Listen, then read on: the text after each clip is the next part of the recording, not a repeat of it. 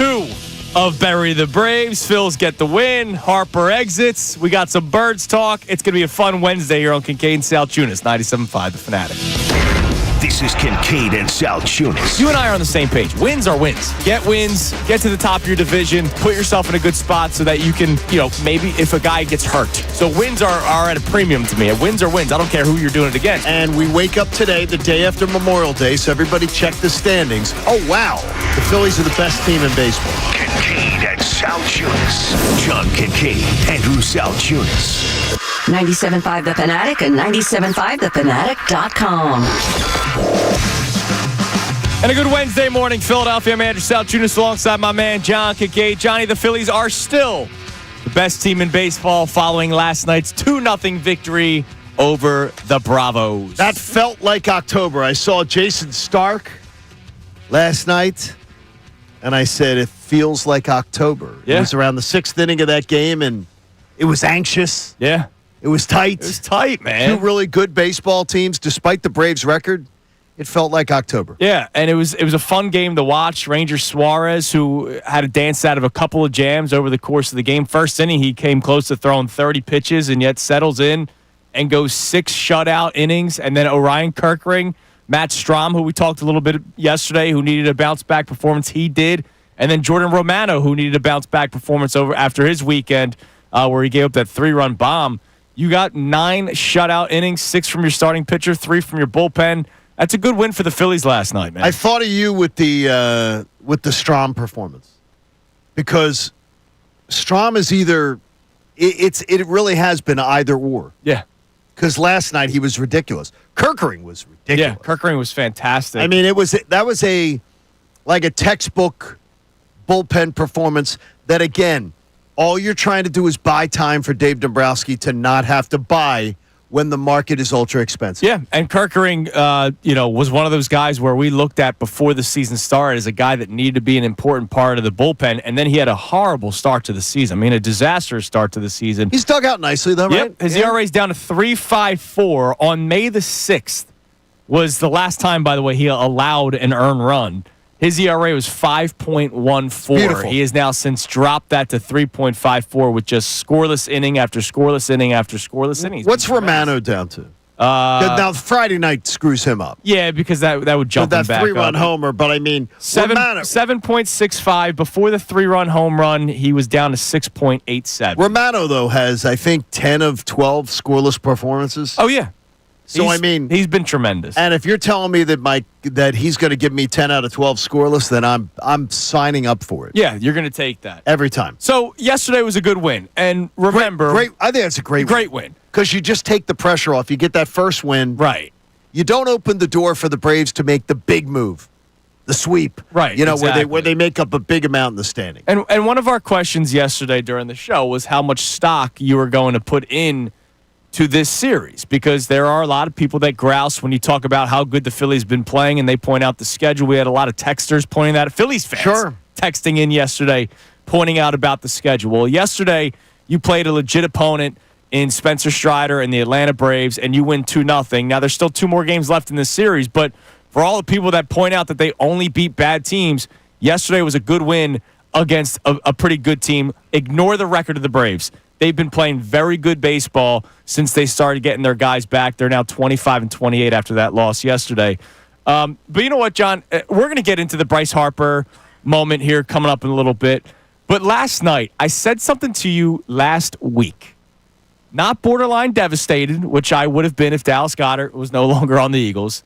But I told you I'd be pretty emotionally bummed out if Ranger Suarez were to get traded. And it makes sense if he's to get traded.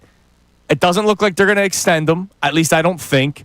And if you're not going to extend him and he's a valuable piece, you could move on from him and acquire that bullpen arm that you need, that right-handed pop bat, maybe a center fielder. He could be a part of a package where maybe you bring in a starting center fielder and a bullpen arm, depending on how many prospects you're willing to give up. But last night was, again, another one of those games. Even though he wasn't sharp, he got out of everything, man. He is. He's like Batman. He gets in the mess and he gets out of it. Yeah. But one of the things I would look at is that you really got to balance it between, do you want to have Ranger, who's shown you in October He could pitch. The guy doesn't have a heartbeat, I think, a pulse at times. How valuable is that to you having that if this is a year that you're really making a run at it? Right. And if you're making a run at a World Series, I'm not sure that I could make the argument that you're better off, no matter what you acquire, not having Ranger Suarez part of your team. Because we keep on talking about adding to your bullpen. He could be that addition to the bullpen. He could right? be, but the way he starts, or that. I mean, and he's look, on a roll right now. I know it drove people crazy, but it worked multiple times when Topper did the, hey, Suarez is going to get 3 innings and then we'll go bullpen game the rest of the way. I think he has shown you enough that you can do more than just 3 innings. Same with Christopher Sanchez from 2 years ago against the Diamondbacks. Like, he no showed Bailey you enough. Falter this time. Yeah, exactly. Like,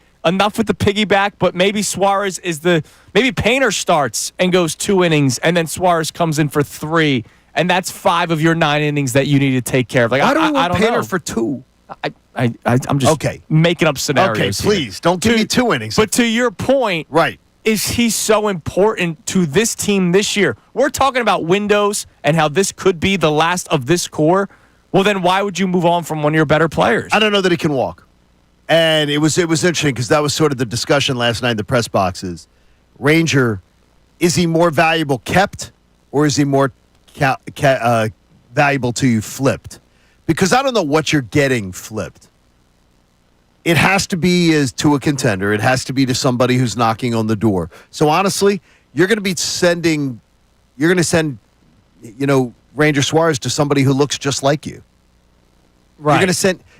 Who needs a starting pitcher where you need a reliever? It has to be a team that looks just like you, that wants to do it. So I don't know what it's going to be, but it might just be Ranger playing out the string here. It could be. Trying to win a ring. And you see what happens, and maybe that's best for him because if he wins a ring, he gets probably a bigger payday, especially if he's a part of it. I just don't know with his health history. I don't think he cashes in for the 6-year, 7-year deal. No, maybe he gets what did Sanchez get? Like 4 for 40, something like that? Oh, I would do that with Ranger now. I really would. Whether the Phillies will, I don't know. Oh, because, yeah. Now with the whole Abel situation. But still, I mean, look, that was just another one of those outings where I go, damn, like, I love Ranger, and I would love to see him continue to pitch for the Phillies in any kind of situation. Again, last night, like you said, it felt very Red October-ish. And you had him go 6 shutout innings, despite him walking 3 and giving up 4 hits in the long first inning. The guy bounced out of it. But it was a good win for the Phillies. And then, of course, there was the scary moment early in the game yesterday. It's funny, you texted me. So I was watching the start of the game, and then it was bath time. Oh, okay. Yours or Cooper? Cooper's. Okay. And so I get a text. I was hoping it was yours. At 7. Why? I get a text at 7 o'clock on the dot. Oh, boy, from John Kincade. I thought it was uh-oh. No, you sent me oh, boy. Oh, boy. And when you sent me oh, boy, my mind quickly starts going, all right, what the hell is he saying? What did you about? think? First, I checked email. I was like, oh, God, what happened? What happened at work? Oh, yeah, exactly. What happened at work? Well, you thought, like, what's the company-wide email that was thought just something happened? What did we say yesterday that pissed somebody off? And it wasn't that. And so then I go, all right, let me go to the Phillies score. And I still saw 1-0. And so then I go to Twitter and I hit refresh, and there's the 800 videos that were tweeted out of Bryce Harper getting plunked. And obviously he exits the game. So coming up next, we're going to react to it. And this is going to become sort of like a traditional high school debate. I'm going to let you have the floor next segment. Because I know you were a little peeved by the lack of retaliation. Spoiler alert, they did not retaliate yesterday. Shocker. But like the promos say, we have a lot to say. We got a lot to say. So I will let you go first. About sports. He has plenty to say about sports in Philly. And then I will respond in the following segment because I too have a lot to say. And I know that you and I will be in the... It's like sometimes we're always in the same church, just at the different pew. That's where we'll be, you think? I think that's where we're going to be today. All It is Kincade and Salciunas on this Wednesday morning. Buckle up, 97.5 The Fanatic. Mike Missanelli. If there's something that's going to prevent me from getting to the World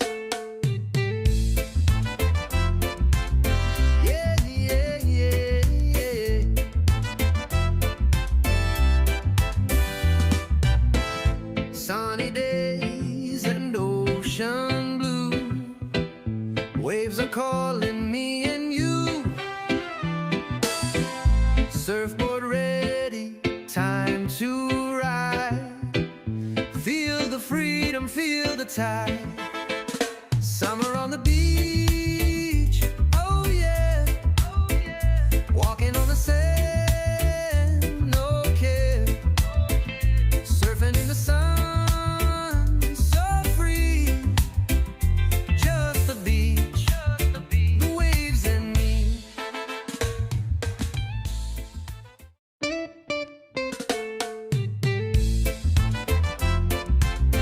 Yeah, yeah, yeah, yeah.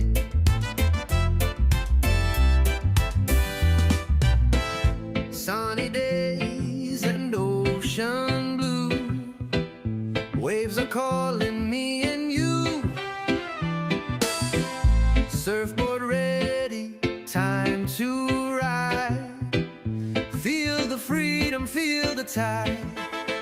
Summer on the beach, oh yeah, oh yeah. Walking on the sand, no care. Surfing in the sun, so free. Just the beach, the waves and me.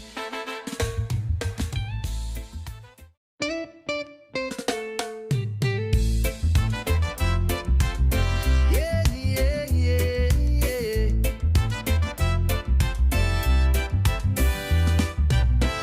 Sunny days and ocean blue. Waves are calling me and you.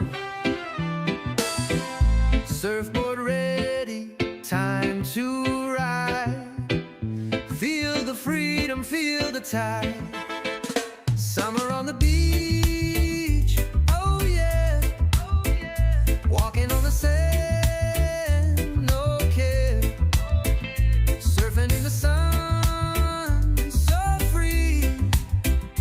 Just the beach, the waves and me.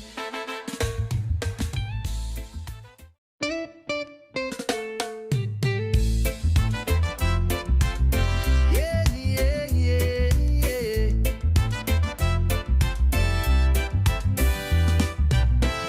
Sunny days and ocean blue.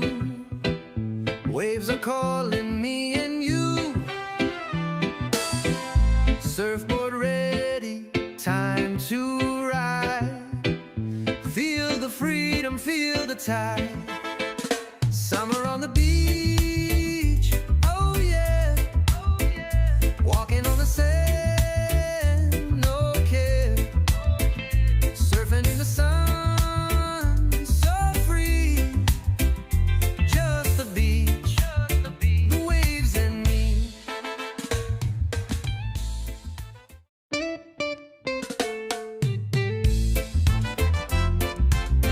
Yeah, yeah, yeah, yeah.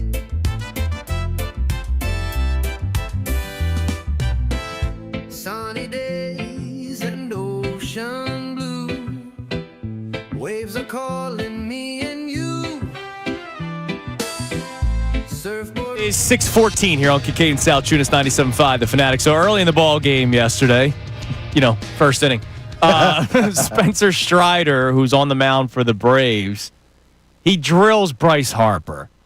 And it was right above, thankfully, the surgically repaired elbow. Oh, my gosh. Right above it. I mean, hit the tricep pretty much. And good news is they immediately brought him to get x-rays. X-rays were negative. It was a contusion. I imagine that hurt like hell. I also wonder, was that slight fear in the back of the mind of Bryce Harper because of where he literally had his arm surgically repaired not long ago whatsoever. But Bryce Harper exits the game. And so immediately on social media, you and a lot of other people got a little feisty. Yeah, And you wanted to see retaliation. correct. And I you do. didn't get it. Yep. Didn't So get go it. ahead. I have a lot. He had a lot to say. I have a lot to say. Again, I think we're going to end up being same church, just maybe different pew. And Okay. you could be front pew, and I might be back pew. Well, we sit usually around like 8 pews back. Okay. So that's where, and I sit on the aisle. Got to sit on the aisle. I'm sitting upstairs with the choir. I cannot then. sit pushed in. I'm sitting upstairs with the choir. Okay, first of all, Hosanna. hey Bryce, put on an elbow guard. And I know that they've talked to you about it before. Put on a freaking elbow guard. You are too big an investment to this organization. You've had problems with that area. Put on an elbow guard. But that's another story for another day. And by the way, these elbow guards, they're they fit like skin now. They're like a second skin. Put put an elbow guard. Don't tell me that it's not comfortable. Don't tell me that there are. It's not the old neck rolls in football. By the way, these are bionic arms. So Nerd Boy checks last night with some 2 Major League Baseball players who say there's at least 7 different providers of the technology. So go find something that works for you. But the Phillies should say to him, do it, because we can't risk I mean, this. we see with Ohtani, like For God's all sakes. these guys have it. Yeah. But so that's first. I don't know. I don't think Spencer Strider drilled him on purpose. I really don't. But what I do know is that is unacceptable. And that at that point, a message needs to be delivered. And at some point, there will be an appropriate time in that game for an appropriate Braves player to be drilled in retaliation. Do I want a Braves player throw at their head? Absolutely not. Do I want a Braves player to be injured? Absolutely not. Do I want a Braves player to take one right in the ribs, or take one right in the backside, or take one right where it stings? Yeah, sure. Remember the famous moment with Victorino in the playoffs where he was like, not at my head? Right. Like he pointed to it. He was okay with it. He was here, not here. He understood what the game's about. The Phillies get hit, and the Phillies get hit a lot. And to me, I think there's a statement to be made when there are 3 games left in that series at the time. There are 7 games left in the series after this one when they leave Philadelphia. And this is a division rival in your biggest rival in the division over the last 2 decades has been the Braves. To me, you answer that. And you answer it, and I realize the game evolved differently. It definitely evolved differently. There are opportunities in a game where you go, maybe it's not the time. So I get it. I get the way the game went down. I was a little disappointed that the dugout hardly reacted. There wasn't even any feisty, really chatter. And to me, that's disappointing. I think teams many times take on the personalities of their manager. And I got to tell you, a little like Sleepy Rob, the reaction of the Phillies disappointed me last night. Interesting. I understand in a 1-0 game, though, maybe the idea was we cannot risk it. We cannot do it. So I will give that grace. There's 2 games left in this series. And before the Braves get on the bus that takes them back to PHL to take them home, somebody should be drilled. And it should be Ronald Acuna Jr. That's who should be drilled. All right. So we are in the same church. Different pew. Pew. I'll sit up in the choir. That's where I used to sit when I was a little kid. Really? Yeah. In the choir loft? Yeah, because my dad sang, and I used to color. And then he would always tell me, put the crayon down during the homily. I was like, all right, Dad. Okay. Deal. All right. So I knew when to stop. I used to give Liv $1 if she could tell me what Father talked about during the homily. That's good work. And she would listen. And that's how she would listen. That's good work. To get her buck. Is there interest with that? There you go. Did she make more money over time? Well, no. All right, so I'm going to respond to what you had to say and to the lack of retaliation yesterday. And in terms of yesterday, I was okay with it. All right. And I'll explain more coming up next. And you kind of touched on one of those reasons. But I have a lot to say about Philly sports. There we go. It's Kincade and Salciunas on this Wednesday morning, 97.5 The Fanatic. Fanatic Sports Update. Weekdays. Phillies blank the Braves. I'm Brendan Gunn with your Fanatic Sports Update. The Phillies returned home last night after a 7-game road trip, and they continued their winning ways. They beat the Braves last night by a score of 2-0. Ranger Suarez got the start on the mound. He was impressive. He went 6 innings, struck out 8, did not allow a run on 4 hits. At the plate, Max Kepler and JT Realmuto drove in the 2 runs for the Phillies. Phillies and Braves are back at it again tonight. Zach Wheeler's on the mound. First pitch is tonight at 6:45. Maybe the bigger story of the night, though, was Bryce Harper. Harper got hit by a pitch in the first inning and immediately left the game. X-rays came back negative, which is a good sign, but we'll keep you updated all day long if any more news comes out surrounding that. We're now less than 100 days away from the Eagles kicking off their 2025 season, and we got the first look at the team yesterday as OTAs began. Today we're going to hear from new offensive coordinator Kevin Patullo. He's set to speak to the media today at 12:05. We'll also keep you updated all week long on any news coming out of OTAs in the NovaCare complex. This update was brought to you by Bet365. Bet365, whatever the moment, it's never ordinary at Bet365. Download the app today. I'm Brendan Gunn on the home of the NBA playoffs, 97.5 The Fanatic and 97.5thefanatic.com. Philadelphia. Yeah, yeah, yeah, yeah.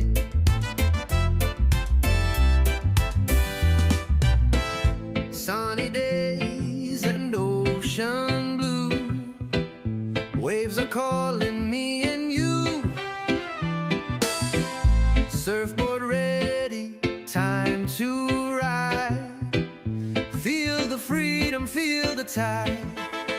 Summer on the beach, oh yeah, oh yeah. Walking on the sand, no care. Surfing in the sun, so free. Just the beach, the waves and me.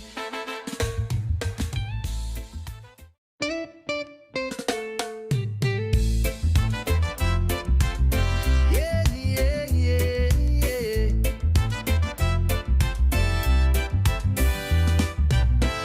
Sunny days and ocean blue. Waves are calling me and you. Surfboard ready, time to ride. Feel the freedom, feel the tide. Summer on the beach, oh yeah, oh yeah. Walking on the sand, no care. Surfing in the sun, so free. Just the beach, the waves and me.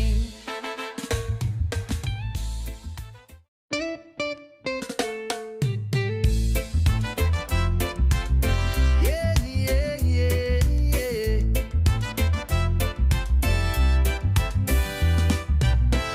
Sunny days and ocean blue. Waves are calling me and you. Surfboard ready, time to ride. Feel the freedom, feel the tide. Summer on the beach, oh yeah, oh yeah. Walking on the sand, no care. Surfing in the sun, so free. Just the beach, the waves and me.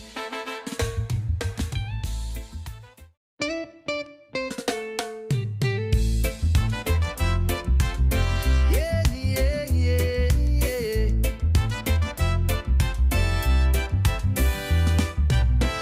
Sunny days and ocean blue. Waves are calling me and you. Surfboard ready, time to ride. Feel the freedom, feel the tide.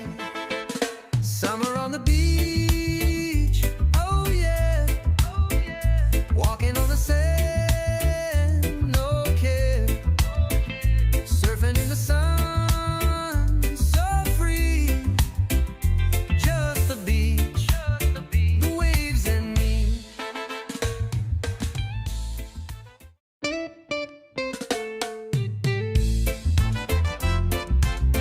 Yeah, yeah, yeah, yeah.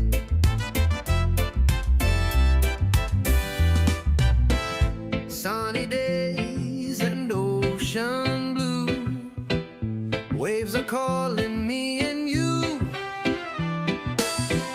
Surfboard ready, time to ride. Feel the freedom, feel the tide.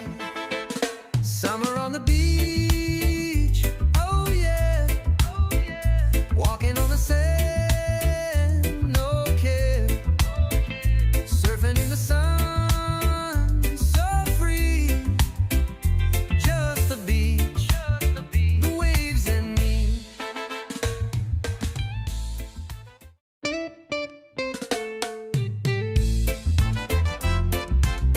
Yeah, yeah, yeah. 7-5, the Fanatic reacting to yesterday's Phillies win over the Braves. Game 1 of 3 against the Braves. Bury the Braves part 2 after it didn't work out the first time. And you did mission accomplished last night. Win game 1, you guaranteed that the Braves don't make the big move. Right. When you've got the big lead, all you got to do is just make sure they don't make the big swing where they pick up 3 games and totally change the momentum of their season. Right. Now that you've won the first game and you've got a Wheeler start left, you can then go for the jugular where they leave town 3 less games on the schedule, 1 more game back. Right. That would be delicious. So, Even though I don't think they're going to play today, but who knows? Yeah, they I'm might. Not, They I'm not might Adam not. Joseph, even though Adam's hair is looking more like mine every day. He's let himself go. He's letting it go gray. Is that right? Yeah, he's letting it go gray. He's letting it go its natural color. Other members of the media in town should do that too. You should just try it. It's okay. Gray's beautiful. It is beautiful. Let it go. It is beautiful. All right. Not fooling anybody. So Come on, let it go. Yesterday, the obviously the big moment, not only the Phillies winning yesterday, but the other big moment was the Bryce Harper getting plunked in the first inning, had to exit the game again. If you're just tuning in, X-rays came back negative. It's just going to be a contusion. We'll see if he's even back in the lineup today. Maybe they give him a day off. We'll find out. We'll see how he's feeling the next morning. So a lot of people wanted retaliation. I get it. It's Bryce Harper, right? And once you see your best player get hit, and you're right, I don't think it was intentional. I don't think it was, but it was certainly an aggressive pitch, I think, getting him off the plate. And I wonder that he lost control of. You were a little bummed out by the lack of reaction, not just by Thompson, but the teammates. There was nothing. There was no chirping. Well, I wonder if they, too, realize this wasn't intentional. Maybe. I'm not sure. You still chirp. You still send a message. Maybe there was some chirping. There was. It was quiet as hell. They had microphones down there. They got microphones down there. You hear the microphones. You can hear the dugout mics, and you can also see, like even up on the dugout. Right. A lack of reaction. Oh, my gosh. I think they followed Sleepy Rob, and they were like, all right, so the hanging out. retaliation conversation. So I'm going to try my best not to sound like Al Bundy here. All right, I love it. back when I was playing At baseball. Polk High. Back when I was playing.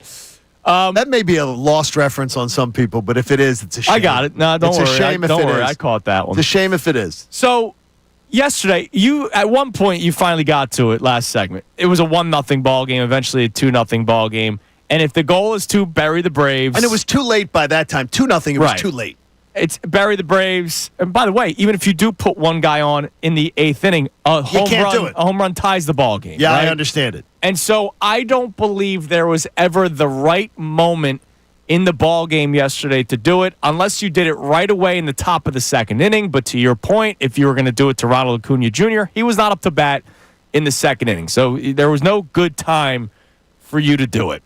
You also don't want to do it in a game where the second it happens, the umpires know what's going on. There were no warnings. Right. So it may have been a warning first. So if they had plunked somebody, there was not an ejection. Correct. So unless Ranger threw at somebody's head. Right. They could eject somebody. And so, if he plunked somebody in the backside or the ribs, there is not going to be an objection. So that's off the table. Right. And this was a game in which you used your best guys in the pen. Kirkering, Strom, Romano. If you're going to do it, you're going to probably do it with a Carlos Hernandez or a Jose Ruiz, a guy where you go, hey, do your job here. Ricky Patalico's talked about it before where he wasn't even loose. They literally said, hey, warm up, throw 10 pitches. We just want you to come into the game to plunk somebody. You're going to get ejected. We'll have the next guy ready. Ricky's told that story before. In a game like that, you didn't want to lose one of your better arms if that was the case. Now, here's the deal. Without trying to sound like Al Bundy here, All right? Nobody likes getting hit by a pitch. You know, like when you hear, don't rub it, we got ice. I don't care if it's the strongest man in the world in Major League Baseball. Getting hit by a baseball, especially when it's 90 miles per hour, freaking hurts. Nobody wants it. And oh, by the way, there is the fear of what if it comes up and in on me, Sure. right? Yes. So imagine you're a batter for the Braves. You saw that moment happen. This could be deep strategic knowledge here for you, Johnny. You're thinking about it. Yep. I'm thinking about it. Brendan's thinking about it. Nate's thinking about it. Haley's thinking about it. 45,000 Phillies fans inside Citizens Bank Park is thinking about it. Yep. You know who else is thinking about it? Ronald Acuna Jr., Austin Riley, Marcelo Zuna, Matt Olson, Ozzie Albies, Sean Murphy, Eli White, Michael Harris, Nick Allen, Drake Baldwin. Not Arcia. Not RC because Well, he's no, gone. you're not letting Drake Baldwin. You know, he's. I got you. He came in eventually. Right. The point I'm trying to make is all of those guys, usually when you go up to plate, you're looking for your spot. All right, I want this pitch to be middle in. Right. So not only are you looking for the ball to be middle in, you're also looking at the ball if it's coming up and in. Yeah. Because you're afraid that you could be the guy that deals with the retaliation. After the first inning in which it happened, the Braves finished with 4 total hits the rest of the game. Do you think that was maybe in their mind a little bit? No, I think they were dealing. I honestly, because he didn't come up and in at all. Yeah, but they're all wondering, could I be the guy that gets hit? Nah, not in the 1-0 You want to brace yourself. I don't believe that was because I think because of the game. Yeah, I'm trying not to sound like Al Bundy here. I'm just telling you. I think because of the game and the way the game went. Plus, I think that they sort of have learned the Phillies are a passive bunch. Could be. You could be right on that. The Phillies are a passive bunch. They saw the reaction. The Phillies barely got their keisters up and weren't even jawing, so they knew what the Phillies were. You always got to be worried about the quiet guy, right? Always worry about the quiet guy. Yeah, but when there's 25 here. But when there's 25 of them, you don't worry. Okay. So, When there's 25 of them, you don't worry. You could end up being right that they never retaliate. You could, and look, I'm disappointed. Let me make it clear. I want them to. So do I. But I don't think it needed to happen yesterday. You have 2 more games this series. You have a series in June. And I will tell you, baseball players never forget. We have seen guys get retaliation months later. I have seen, I think it was last year, not this year, but last year. There was a guy that got plunked in his first at-bat because of something that happened at the end of the previous season. Okay. People don't forget. Well, that was the first pitch to Harper, too. So, you could see first pitch tonight. Probably not to start a game because Acuna Jr. is the leadoff hitter. Or you could see it in June, and everybody will know exactly why it happened. Both teams, both fan bases, people that cover the league. I think it's important to happen here, and I think it's important to happen this series. That's just me.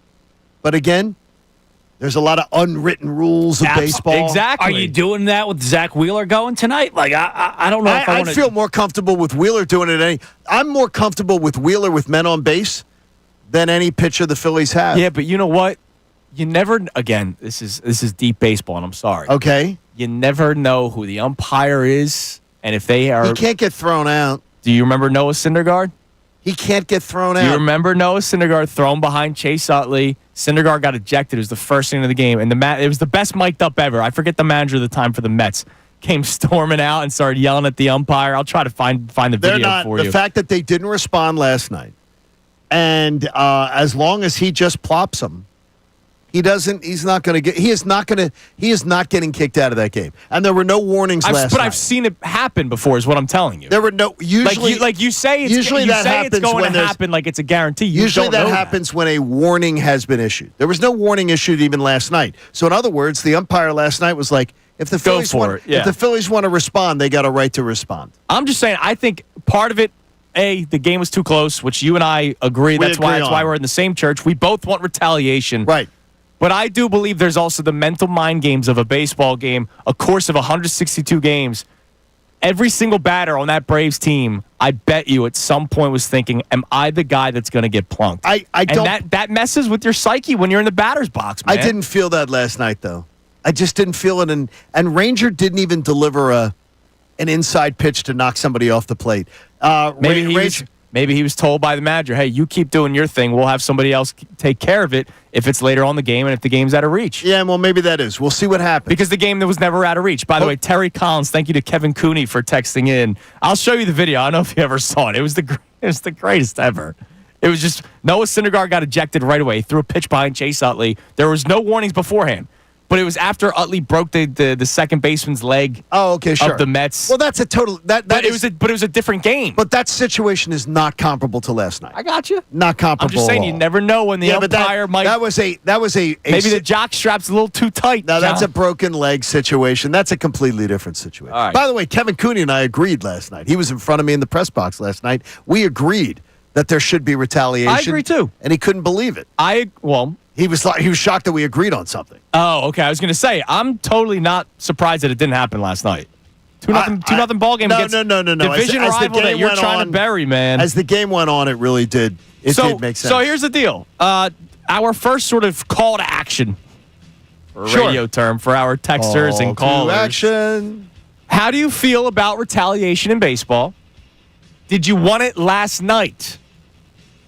Or are you willing to just let it go and let the Phillies keep on winning? Like, I'm curious where people fall on this because I also know people that don't like retaliation in baseball. Oh, I know. So there were a lot of pearl clutchers last night. No, I know. I know that there's people that feel a certain type of way. Most of them were Braves fans. I'm sure, yeah. How do you feel about retaliation in baseball? Did you want to see it last night? Are you upset with Rob Thompson? Are you upset with the lack of reaction from the teammates as John was this morning? You could text in. You could call in 610-632-0975. We have Eagles stuff that we're going to get into in the 7 o'clock hour or Philadelphia sports in general, 7 o'clock hour. But let's start here. It is Kincade and Salciunas on 97.5 The Fanatic. Connor Thomas. What this is with all of the things with the Philadelphia.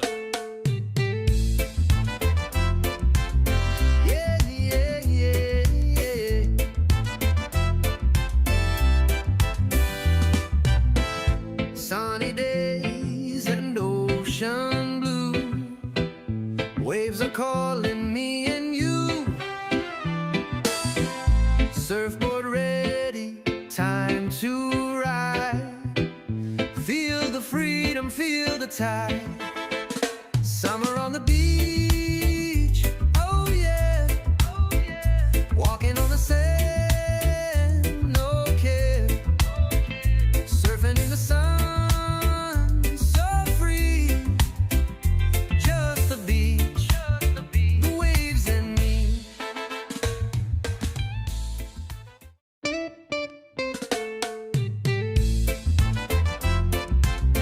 Yeah, yeah, yeah, yeah.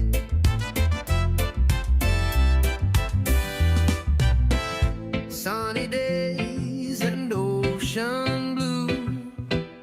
Waves are calling me and you. Surfboard ready, time to ride. Feel the freedom, feel the tide. Summer on the beach, oh yeah, oh yeah. Walking on the sand, no care. Surfing in the sun, so free. Just the beach, the waves and me.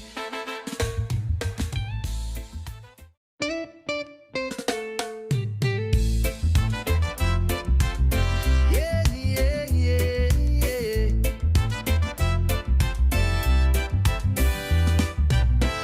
Sunny days and ocean blue. Waves are calling me and you. Surfboard ready, time to ride. Feel the freedom, feel the tide. Summer on the beach, oh yeah, oh yeah. Walking on the sand, no care. Surfing in the sun, so free. Just the beach, the waves and me.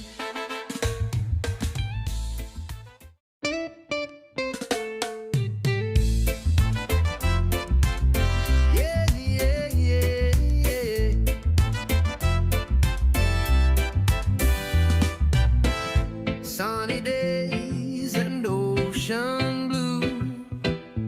Waves are calling me and you. Surfboard ready, time to ride. Feel the freedom, feel the tide. Summer on the beach, oh yeah, oh yeah. Walking on the sand, no care. Surfing in the sun, so free. Just the beach, the waves and me.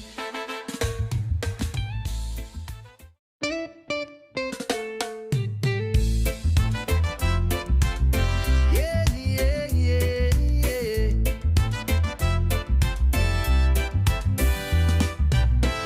Sunny days and ocean blue.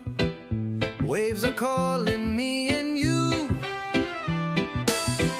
Surfboard ready, time to ride. Feel the freedom, feel the tide. Speaking of Bryce Harper and the lack of retaliation from the Phillies, and I know a lot of people are bothered by it today, or at least they were last night. I wonder how people are feeling early this morning. So we'll check our text line here at 610-632-0975. And again, we're in the same church. We are. We both want to see I don't it. think I don't think we're that far apart at all. No. I you just don't agree with the mental like, mind games. You're like cutting out after communion. Like you're in the section where you're looking to cut out after communion. I've done that move before. You've done that. That's a veteran move. I've done that move before. That's very much like a South Delco. Well, move. again, dude, at 19th and Wallace is where my church. You got to worry about the parking meter and all that kind of stuff, man. Well, depends. Is the priest rambling at the sermon? He should know that. If people are paying meters, Yeah, you got to get out of there. wander. Or you just want to be the first one at the snack line after. See, we don't pay meters at Peter and Paul. That must be nice. But I mean, Father Riley knows how to keep. Your highbrow church you got there. Father Riley knows how to keep things moving. You got that highbrow church. He's got it good. We'd have begged for heat to be turned on during my wedding. All right, what do we got on the text line? You can text the show at 610-632-0975. How do you feel about retaliation in baseball? And did you want it to happen last night? Or, like, John, like, you wanted to see it, and then you saw how the game was playing out, so you And were I cool understood. that it didn't happen. I understood. But I did understand that it's so funny how fan bases are.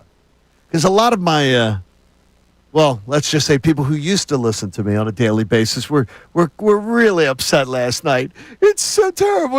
Because it was their guy that would have. such a Cro-Magnon, It was man. their guy that would have been retaliated against, Oh, you're such a Cro-Magnon, man. and they just got him back from injury. Oh, my gosh. It's like baseball. You're like a caveman. Oh. Yeah, and you know Like- what? If it happened the other way, they'd be saying, hit Harper. Like you're crying for an injury. No one's crying for someone to be injured.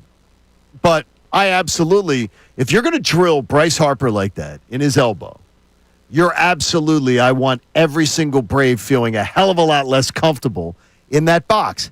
And that was one of my big issues last night. Not only the reaction from the Phillies, which was like Coop post-snap, where it probably takes 10, 15 minutes for him to really It was feel. a bit of a struggle yesterday. You're getting up. And you know what? Yesterday, prime example. I mean, it's just like I was so disappointed with the reaction. Come on now. Yeah, but again, I understand your dugout reaction, but also you're saying uncomfortable. Again, I want them uncomfortable. But I'm in trying the to make the box. point. They are uncomfortable because they're all thinking they're the one that's going to get Well, hit. you know how they're really uncomfortable? If we have Ranger and he doesn't get a warning for it, just get somebody up off the ground. See, on Chunas' thing, if he hits somebody, then it's done. It's even. It's done. They don't have to hit somebody. He didn't make anybody uncomfortable in the box. There isn't one batter you could tell me was like, whoa, where you went, uh-oh. Well, I don't want him wasting his warning shot going come up and in and not hitting the guy. He goes up and in on somebody, he may get the warning right then and there, and then he doesn't get the. Connor. Dude, a pitcher can go up and in on somebody any inning, any time. In fact, it happens like every start, every pitcher. Well, You now can with the make somebody- context of your star player just wearing it on his surgically repaired elbow. You can make somebody uncomfortable in the box. The Braves were very comfortable in the box. They had five just made- hits. No, They were not comfortable. Yes, they were. They were not. There was nothing that was making them uncomfortable. Ranger had great I'm stuff. trying to do again. the mentality of thinking that you're the guy that's going to get hit is what makes you uncomfortable. I don't believe that. So the last 2 games where Ranger was unhittable, that wasn't because of the fact that people were thinking they were going to get hit. It was because Ranger's stuff was that good. Ranger's that good right now. He's on a heater right now. It's the same stuff. Or he didn't make them or- uncomfortable last night. Let's also say the last 2 starts was Rockies Pirates. Well, that could be too. That could be a quad A start. You know what I mean? Like that's It's why. not hard- That's it's why not when hard to- Nick Abel pitched as well as he did against the Pirates, I loved it. It was a great story. It was a Sunday afternoon. You're sitting watching Abel versus Skeens. It was also the Pirates. Like I'm not all of a sudden saying that Abel's So, like this next I'm next there. coming. I'm there sitting next to our own, the chattiest Kathy of them all, Colin Newby. Oh, you're pointing at me. I'm like, Colin me. Newby. No, Colin's never chatty. He's just I totally know. focused, always in game mode. He's like a cyborg. But Actually, I respect. after the hit batsman, both Alec Boehm and Nick Castellanos had 2 up and in where they had to go, woof, from Spencer Strider. So it's not hard, boys.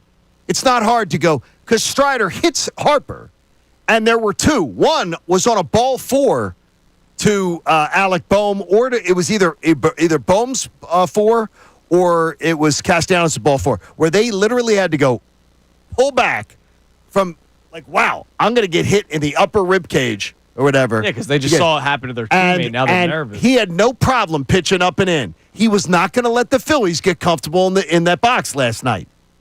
Well, So to me- that's another pro move by a pitcher. And that is. After you I hit wanted a guy, to- you that's- show that you can still come and up that's and in. all I wanted because to once say. you stop going up and in, Yep. they know that you're going away, and they can see dead red away. Oh, So I boy. get it. All right, what do we got on the text line? Yeah, we got it from both sides of this argument so far. First text of the day, Sean from Orlando said Wheeler just needs to go 99 up and in on the first pitch against Acuna tonight. Hit him, call it a game. Well, I mean, it says, see, I don't necessarily want him hit.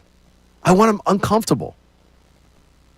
And that's fine. I just if want you them- want the job done, you want the job done. No, right? no. It doesn't have to be, though. It doesn't have to be the first bat. Like, I don't think first batter of the game that's the smartest thing to do. Right. No, I'm in this game. anti first batter because now, let's say you put him on base.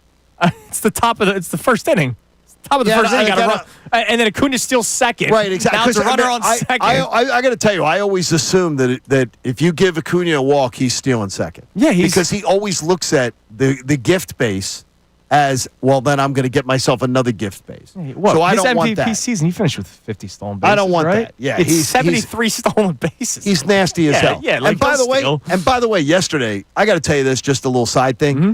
I got to have a little small chat with him yesterday. It's the first time that in a chat of he's learned English really well. That's cool. And he's now conducting his interviews in English. How about that? I was real proud of him. I told him, I said, I'm proud of you. That's a really cool Yeah. thing because he has gone through that process of learning the language. Well, he saw what happened to Ohtani. He doesn't want money. He doesn't want money being stolen from his account. And I love the fact that a star player, he's really learned it and he feels comfortable with it now because he knew basic language, but wasn't comfortable ever Yeah. doing an interview without Franco, without his Right. interpreter. And He just doesn't trust Franco. He doesn't want. He Well, I doesn't said want. to Fra- I He said to- doesn't want an Ipe situation. I said to Franco, he's trying to put you out of a job. I said I was impressed. What else we got? What was the other side of the coin here? Oh, got a long one, a doozy from John V checking in, and he said, this isn't the 80s. The mindset of retaliation is old and tired. I hate geez. Strider, but he probably didn't do it on purpose. And even if he did, getting Ranger thrown out of the game because he threw a ball at a Braves player that wasn't not even involved, stupid. It's a stupid move. It's not strategic. It's not beneficial at all, even if it makes your ego feel good. He's not getting thrown out of the game. There was no warning. He was not getting thrown out of the game for doing that, so that point is completely irrelevant. I know that it's not the same as it used to be, right? I know it. But retaliation, policing the game yourselves is still a part It's of a part of the baseball. game. Even though it might not be as much, No. right? But it is still a big it's still part a part of of the game. it. And I can tell you that players in the game do not agree with that texter. But If you talk to if you talk to the vast majority of Major League Baseball players, they do not agree with that statement. Right. That is not how baseball players Again, one of our you. questions Yes. is whether or not you like retaliation. And This is John not- John V clearly doesn't. This is not the 80s anymore. Well, he doesn't like it. It's one of the questions. No, but the thing is, they don't police. The players do police their own game, and they believe in it. All right, coming up Police next, it. we'll reset this topic. We'll get a couple more text messages here. Also, John told me yesterday after the show that I made him think. Which happens a couple times a week. Oh, really? A couple times a week. Oh, wow, okay. It does. That was a couple times in the 311 shows we've done together. Don't get cocky. Apparently, we're all going to have work to do. Coming up next, it's Kincade and Salciunas, 97.5 The Fanatic. Fanatic Sports Update. Rangers shuts down the Braves. I'm Brendan Gunn with your Fanatic Sports Update. The Phillies returned home last night after a 7-game road trip and continued their winning ways. They beat the Braves last night by a score of 2-0. Ranger Suarez got the start on the mound. He was impressive. He went 6 innings, struck out 8, did not allow a run on 4 hits. At the plate, Max Kepler, JT Realmuto drove in the 2 runs. For the team, the Phils and Braves are back at it again tonight. Zach Wheeler's on the mound. First pitch is tonight at 6:45. Maybe the bigger story of the night, though, was Bryce Harper. Harper got hit with the pitch in the first inning and immediately left the game. X-rays came back negative, which is a good sign. They're saying it's just a contusion. We'll keep you updated on that story all day long right here on The Fanatic. And we're now less than 100 days away from the Eagles kicking off their 2025 season. And we got the first look at the team yesterday as OTAs opened up.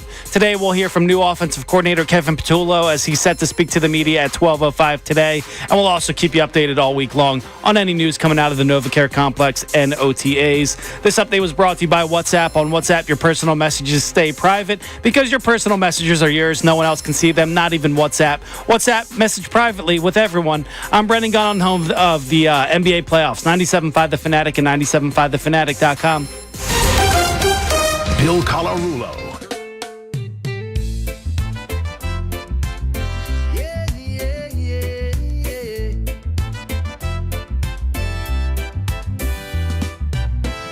Sunny days and ocean blue. Waves are calling me and you. Surfboard ready, time to ride. Feel the freedom, feel the tide. Summer on the beach, oh yeah, oh yeah. Walking on the sand, no care. Surfing in the sun, so free. Just the beach, the waves and me.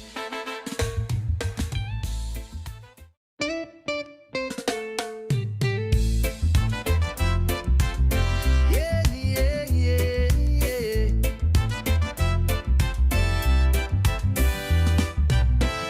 Sunny days and ocean blue.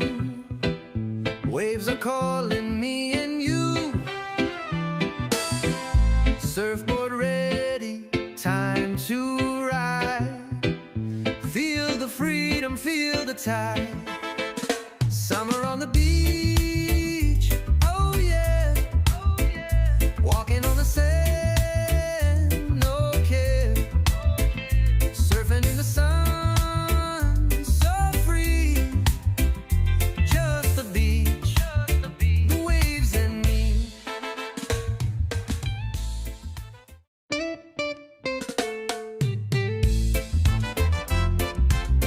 Yeah, yeah, yeah, yeah.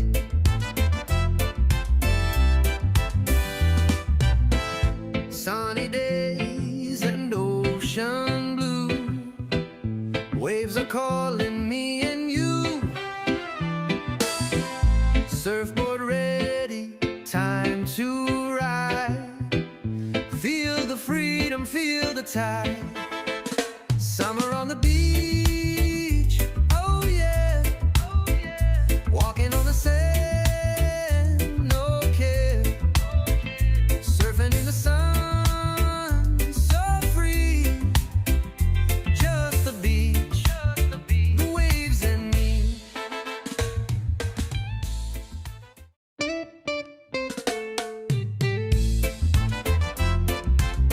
Yeah, yeah, yeah, yeah.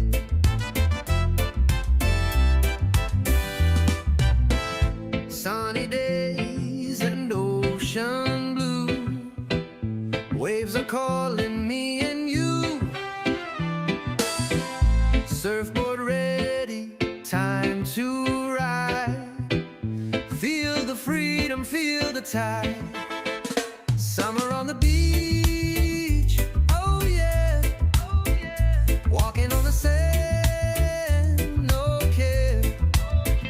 Surfing in the sun, so free.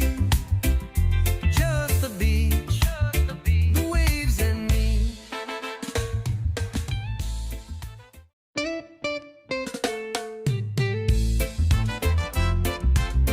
Yeah, yeah, yeah, yeah.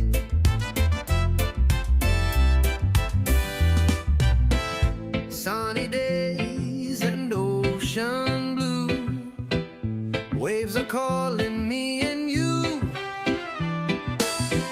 Surfboard ready, time to ride. And that will start the 7 o'clock hour as I we are always do 99 days away. I always do that at times. Like I love to take notes on like, okay, I heard something on best, afternoon show. Yeah. Or on with Mike and Bill. or any of our guests. How many times have we jotted something down when Jeff McClain's been on? And then you say, okay, well, we'll talk about this tomorrow, or we'll spin this into something tomorrow. I always just find that fascinating. By the way, speaking of Jeff McClain will join us today at 8:25. That sounds wonderful. Today's the Tuesday for us, kind of. It is at times. We got all thrown off because Shefty joined us yesterday on a Tuesday of a holiday short week. Jeff's going to join us today at 8:25. Andrew DeCecco is going to join and us at everything screwed up this 7:25. week. Like there was no General Hospital Monday. So yesterday was the Monday episode, was like the first episode of the week. Now, I didn't get to see it because I was down. And I went to batting practice yesterday and everything. So I'll find out what happened at the fallout of the nurses' ball today. How will you ever recover? Oh, I'll find out. I don't know if Gio will recover from everything. But don't spoil anything. I don't for us. know. We'll find out. I'm going to start watching soon. Don't you I worry. hope you will. All right, give us another text message, Gunner. The Phillies win yesterday over the Braves. Obviously, the big story was Bryce Harper getting hit, and then no retaliation. It was a close game. I don't know when they would have done it. It didn't unless make they sense. just ripped it off a Band-Aid and then just did it right away. Or I believe it happens at some point this series, or it doesn't happen at all, which That'd I don't be think. lame. But I don't think you'd be surprised by it. No. Somebody nudge Rob. Right? Like, would you be surprised if it never happened? No, I wouldn't be. And that's a bit of a bummer, I understand. Or maybe he surprises you. I don't know. Maybe he goes with the opener. Maybe the rest of the the dwarves will be over there. Well, maybe he wanted to wait till they were in the locker room to talk it out. Oh yeah, that's always He good. could. Honestly, he seems like a guy that would do that. Let's talk this out amongst the team. That's good. That's always getting you fired up. Players manager. That gets you fired What up. do we got on the text line, Gunner? We got Jeff checking in saying, I wish pitchers still hit because it would have been guaranteed Strider would have got pegged out there. No. There's kids in there. They can't Come on. can't peg him out there. Yes, It's you- wide you're open. Terrible. Come on, man. You got to just take care of business. Yeah, but pitchers rarely got hit. No, that's not true. When they batted? No, sometimes it was. Yeah, sometimes. no, but it was that. It depended on how egregious it was. You rarely retaliated with the pitcher. No, you wanted to usually you wanted retaliate to- with the best their player. best player. Yeah. But sometimes though, it depended on how egregious it was. There'd be, and I usually, know it's happened, but like I and don't. usually it was a plunk on the backside. Right. You know, it wasn't something where anybody's Yeah, ready because to. again, the unwritten rule, you're not trying to throw at the arm of the pitcher. Correct. But again, it's normally not the pitcher that you're throwing at or would have been throwing at. What else we got at 610-632-0975? We got Rashid and Chester checking in saying, I think the Phillies did the right thing not retaliating last night immediately. I think they should do it later in the season. Let them know if we see them in the playoffs, we mean business. Okay, Yeah. that's okay. I mean, like it's Look, they play each later in other the again in season. what, June, and then there's they play this series. Then they play. Yeah, I think In they play June. right before the All-Star break, and then they'll play and that's in Atlanta. okay. They'll be done in Atlanta by then, That's kind of crazy. and then they're done by Labor Day. They're done with the Braves for the whole season. Yeah. It's very weird. Yeah, it is. It is a strange weird way to schedule. do it. I wish it was a bunch of division games at the end, but that's same way with football for me. All right, you're listening to 97.5 The Fanatic, WPEN, HD1 Burlington, Philadelphia, Beasley Media Group station, broadcasting live from the Comcast Business Studio, powering possibilities. You can continue to chime in on this discussion. It's not going away anytime soon. It's the big story from yesterday's game. Bryce Harper getting hit, exiting with the contusion. Hopefully, we find out that he's back in the lineup today. If not, he'll probably get a wouldn't day think off. today, He because might get one day off. I don't think they're playing today. I really don't. Yeah, you keep on saying I'm going that. to do my audition for the Action News Weather You're reading Center. your Doppler? They've got like 6 weather forecasters now, so Okay. I don't think they need me. But lucky number 7. I'm You never thinking know. that maybe this one doesn't happen. But do you like retaliation in baseball? Did you want to see it yesterday? 610-632-0975. Now, that's not our only topic today because apparently I made you think yesterday. What did I do? What do we got here, Johnny? Well, I'm not sure who makes you think. I mean, at this point, it's the idea. I mean, if we're talking about it right now, you brought up it's the 100 days to it. Now And 99. Now 99. The Eagles do not have 99 problems, right? Jay-Z may tell us that we have 99 problems, but we don't. As an Eagles fan base, we don't. We don't have big-time problems. No. But as a Philly sports fan base, we do, don't we? Yeah, I would think We so. have is our laundry list longer than our blessings list? Is our problems list? I don't think so, but that's me personally. I think you got to take everything into account. So we got Yeah. to take in. Is everything equal, though? Well, that's the thing. Like Embiid potentially just being a broken bag of whatever. Like, I'll take a Super Bowl championship and the best player on the Sixers being banged up for the rest of my life. Like, yeah, I got what you're saying because the Eagles are number one. Yeah, exactly. And again, or certain things are weighted. Like the lack of playing with Joel Embiid, it weighs a little bit more than Quentin Grimes seeming like you found something. So do you think that speaks for the general fan base? I would think so. The Eagles point that Gunner makes, absolutely. How many times have you heard would you take 10 bad seasons of Phillies, Sixers, Flyers if it meant Eagles winning a Super Bowl? I know, seeing 3 Super Bowls in 8 years, I never thought I'd see that. And yet you seeing still 2 want to see more. championships. You want to see 3 more. No, I do. In 8 years. I do. I'm absolutely selfish like that. But I mean, to me, overall, if you did have to take into account, we had to take this is taking accounting. We're taking an accounting as a fan base. Yeah, things in Eagle Land are great right now. And I mean capital G great. But they're pretty bad in Sixer Land. And the Flyers are trying to dig out of a 50-year hole. Yeah, but I 50 like years where and a they're day. heading. You know what I mean? Like I can live that way. Like I was a pro process guy with the Sixers. I'm a pro process guy with the Flyers, even though we don't use that term with the Flyers because that's kind Please of don't. a banned term here in Be Philadelphia. disrespectful to the Flyers. I like the direction of the Flyers, and even though the Phillies just kicked me in the nuts last year, losing to the Mets, I am very thankful because you went through, every Philly fan went through 10 years of nothing with the Phillies. And oh, by the way, during that 10 years of nothing was a process, a blip for the Flyers, and not so great days with the Eagles, right? Until they finally won the Super Bowl, and there was the one exciting season with Chip Kelly. I am blessed that over 365 days in 2025, or if you want to start back in 2024, I've been able to talk positively about at least 2 teams. The Phillies season goes from March until October. The Eagles season starts in September and went to February. Like there was not, ever since week 1 last year in Sao Paulo, there wasn't a quiet time or a downtime in Philadelphia sports for me.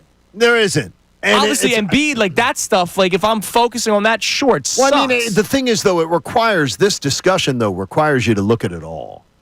It requires you, every fan base has to be taken into account as fans.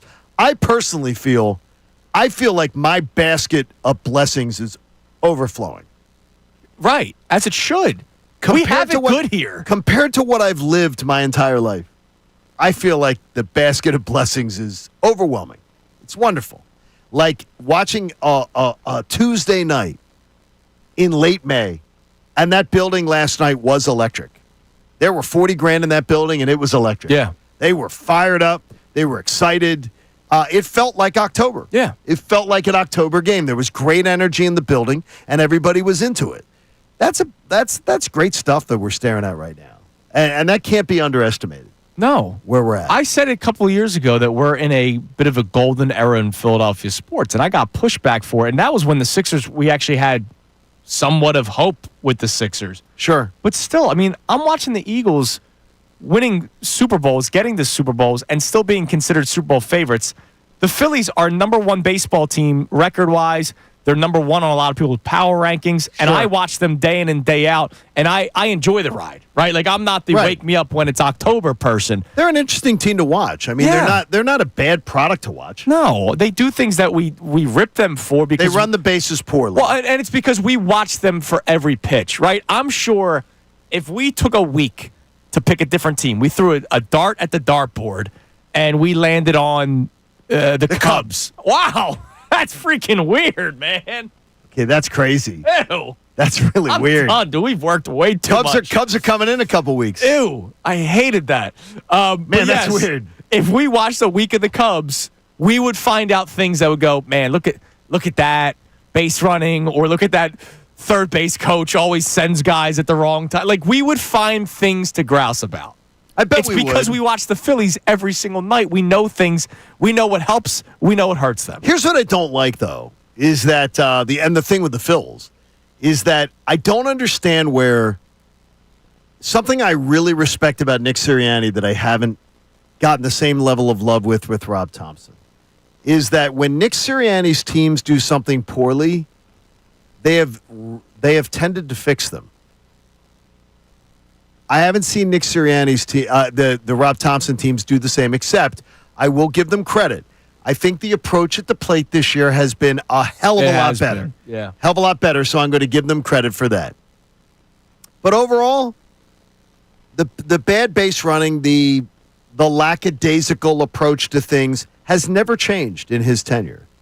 And that bothers me. Some of it could be ability, like Brandon Marsh not being able to read a damn fly ball. Oh, my gosh. Another one. Last And again, night. another thing That is that blooper, you're the freaking center fielder. Take charge.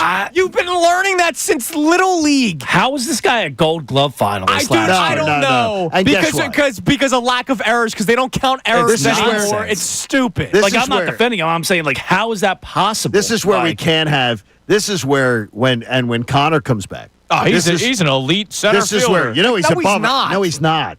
He's terrible. He's terrible. That is terrible last night. And again, you're the center fielder. Like, you've been learning this since Little League. The catcher is the general of the infield, and the center fielder is the general of the I understand outfield. Jeff Francoeur was ripping him last. I don't understand No, and how. how does that happen? It makes no sense to me. It happened with Rojas earlier this year. I'm not even just No. attacking Brandon Marsh. Rojas, remember the fly ball with Edmundo Sosa? Right. Well, that was Sosa's first game in the outfield, and Sosa was calling For it, which but he should still- never have been doing. And then but what still. Rojas does is, no, mine. Right, you take charge. Take charge of the situation. He was saying yours. Sosa was saying your ball, your ball. It was the yeah. opposite. Oh my gosh. Ugly. Anyways, so are there more concerns than blessings Do you have in 99 Philadelphia problems sports right now? or do you have more blessings? Look, I think you can find 99 problems, but I think that means we're stretching. And I don't think we need to stretch right now. And are the Sixers? Are most of our problems red, white, and blue? Yes. No, most of the problems with this. Absolutely. Really? They're the As a fan base, they're mostly red, white, and blue. Eagles are coming off of winning a Super Bowl. Phillies are still a good baseball team. Correct. Flyers are trending upward from their rebuild. The Sixers are trending downward They are. It's a shame. until Embiid gets healthy, right, John? Yeah. All right, coming up next. The healing waters of Lourdes. If you're heading over to France, bring some. I will say one of the concerns that we can all probably think of rather quickly is whether or not Kevin Patullo is ready or if he's even the right man for the job as the new offensive coordinator. We have something to over-dissect later today. We'll tell you what next. It's Kincade and Salciunas, 97.5 The Fanatic. Philadelphia Union Soccer. They play short here. Quick Sullivan!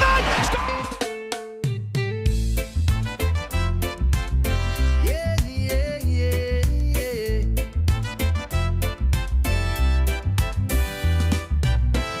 Sunny days and ocean blue. Waves are calling me and you. Surfboard ready, time to ride. Feel the freedom, feel the tide. Summer on the beach, oh yeah, oh yeah. Walking on the sand, no care. Surfing in the sun, so free. Just the beach, the waves and me.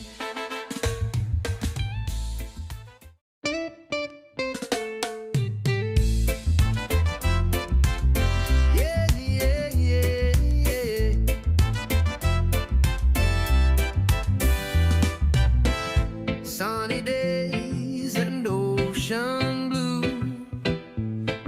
calling me and you. Surfboard ready, time to ride. Feel the freedom, feel the tide. Summer on the beach, oh yeah, oh yeah. Walking on the sand, no care. Surfing in the sun, so free. Just the beach, the waves and me.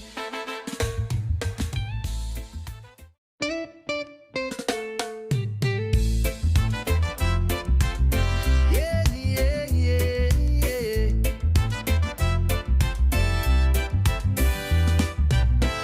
Sunny days and ocean blue. Waves are calling me and you.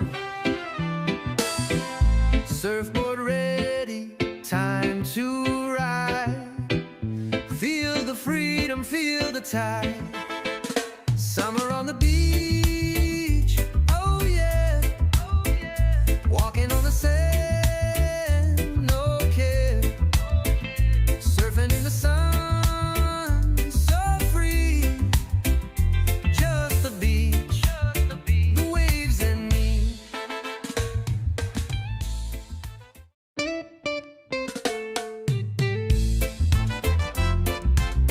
Yeah, yeah, yeah, yeah.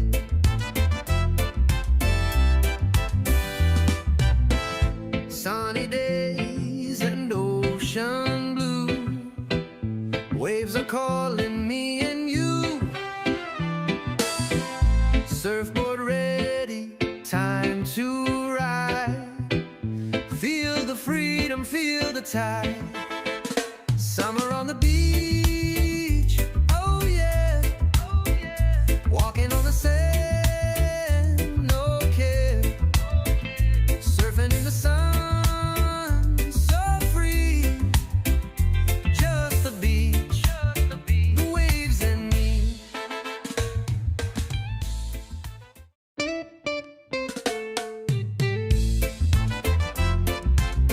Yeah, yeah, yeah, yeah.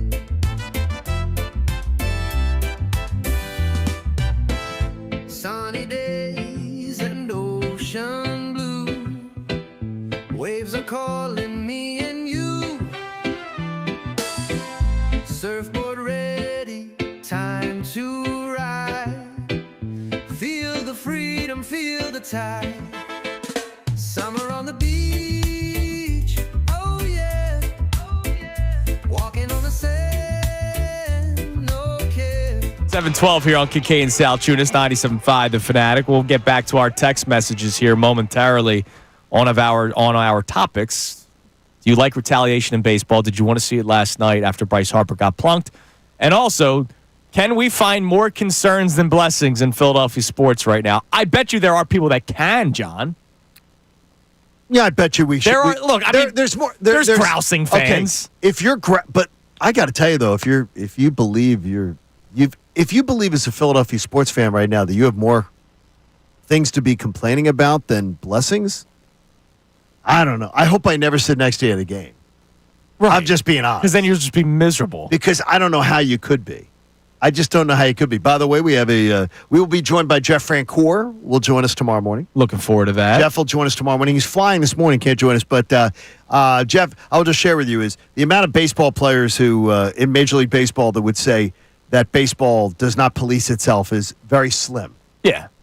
Baseball players are just getting a little message here is that no, baseball players, it's not the 80s. Yeah, baseball players still believe the game is policed by themselves, though it is a little less than the old days. Absolutely less. It's less than the old days, but baseball players still believe in policing the game themselves. Yeah, taking care of it, and that's nobody totally wants fine. nobody wants to see anybody thrown at anybody's head. No, and nobody wants to see anybody purposely injured. That's why I bring up the Victorino moment in the playoffs that one year where he was yelling at the pitcher, "Don't throw at my head, throw here." Yeah, he was okay with it. He was great, but he just didn't want it up and in. That's all. Absolutely. All right, are you ready to over dissect something tomorrow morning? I know I am, and this is so stupid. This is crazy, but it's a rainy day. Yeah. So it's not going to bother me. that it's not going to bother me that I'm going to waste time with this today. And I'm not saying waste time, no disrespect. No, meant, it's not. I wouldn't say it's a waste of time. You're trying to get some insight. To Kevin Patullo. He speaks today at 12:05. Listen to it on the Mike Missanelli show. I know our man Andrew Tacheko will be there. And he'll be joining us today at 7:25. Wow, 10 minutes from now. I'm so excited to hear Kevin Patullo speak. And that is total dork boy stuff. Because he is my greatest concern where the Midnight Green is concerned. He's my greatest concern. He may be... He is one of my only concerns. Yeah, don't say you're only. How about this? We still don't know who the other cornerback Guess is. what? I can't come up with 5. For the Eagles? Yeah. No. I can't come up with 5 that I would call concerns. Yeah, little issues that I would say you want worked on. But all right, let's do this. Patullo's number 1. I want to say health aside, but like the Barkley. They can't say health, but the 'cause every but team Barkley legitimately with all the carries last year. Yeah, but I'm not. That's not a concern. So you're not. You're No, taking I'm that not, off the list. I'm not a concern because I think the Eagles will adjust accordingly. Okay. I'm not worried about that one. Saw A.J. Dillon change his profile picture yesterday on Twitter with him and the Eagles. Midnight 29. Green. I love the number. That's good. Love the number. All right, so Patullo. Patullo's my number 1. It's not even close. Second corner. I would say a second corner. Who is that guy who's number 2? Mm-hmm. Health at linebacker. Linebacker depth right now. Okay. Does concern me. It really does. I think they're thin. And that worries me.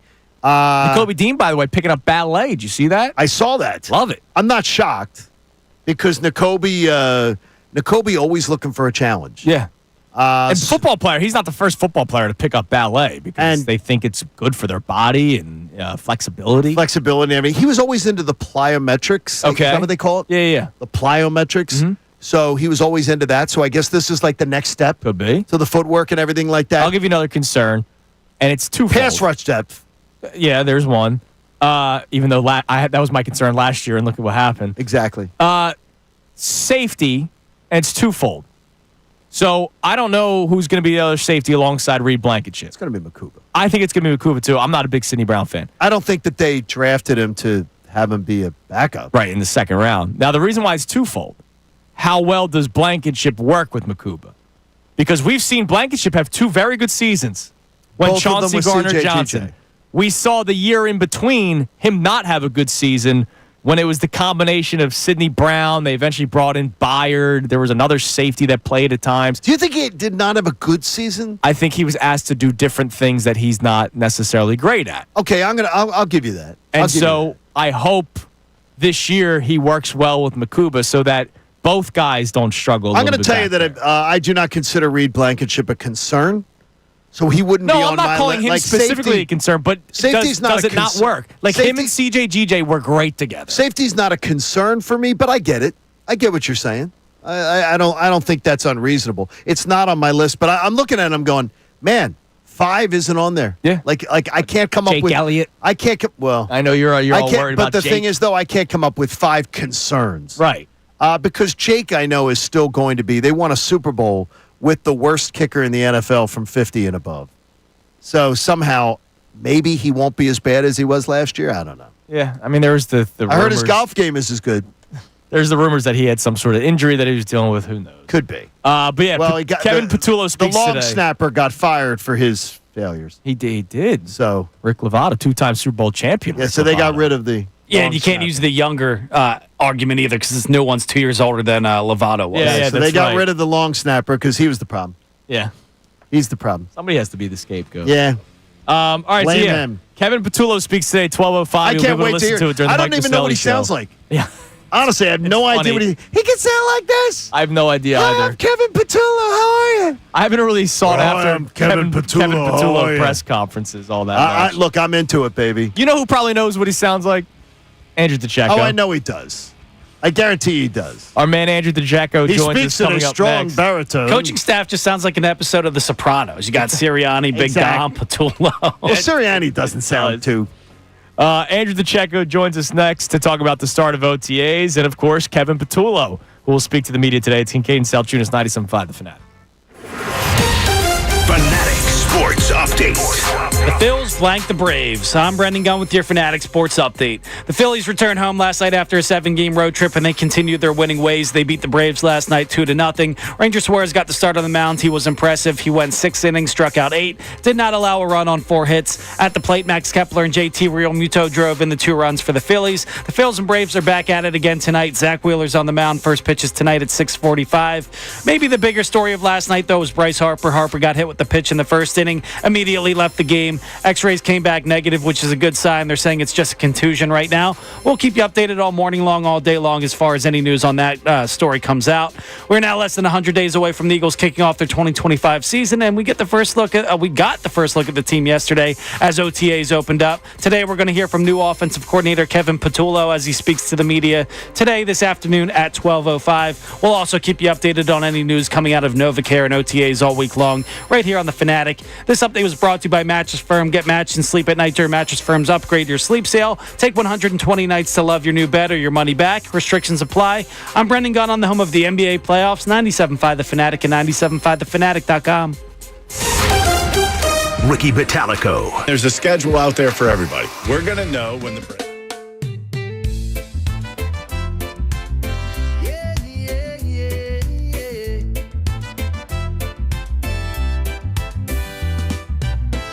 Sunny days and ocean blue. Waves are calling me and you. Surfboard ready, time to ride. Feel the freedom, feel the tide. Summer on the beach, oh yeah, oh yeah. Walking on the sand, no care. Surfing in the sun, so free. Just the beach, the waves and me.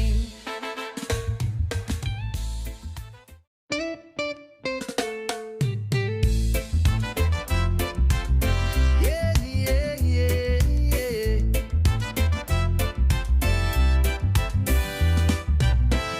Sunny days and ocean blue.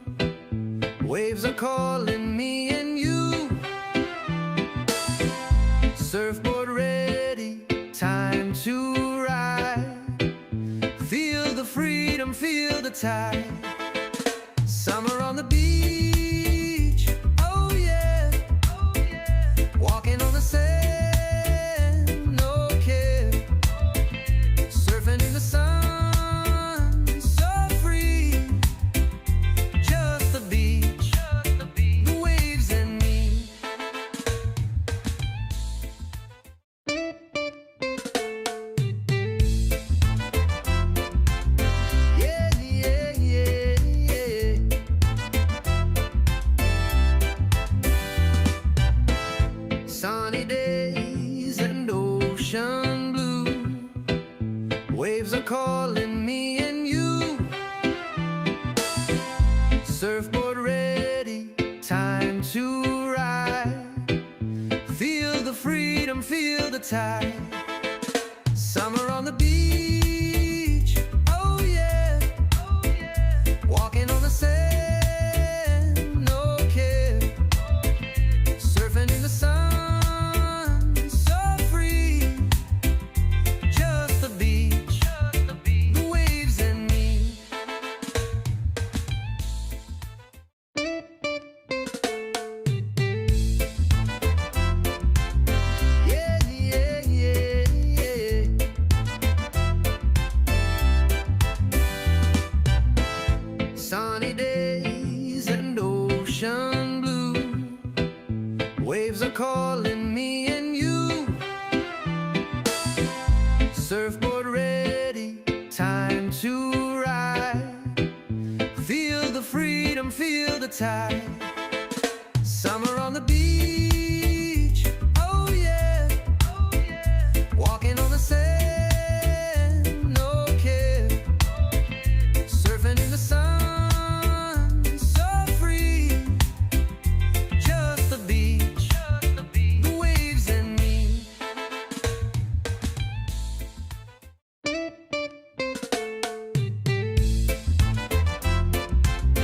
Yeah, yeah, yeah,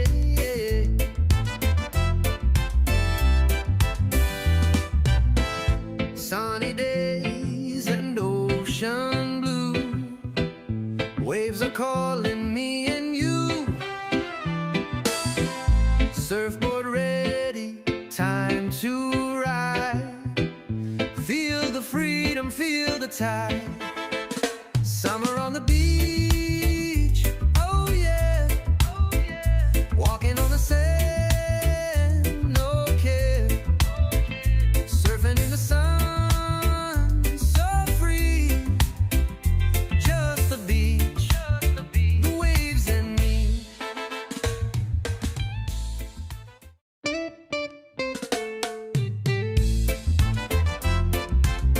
Yeah, yeah, yeah, yeah.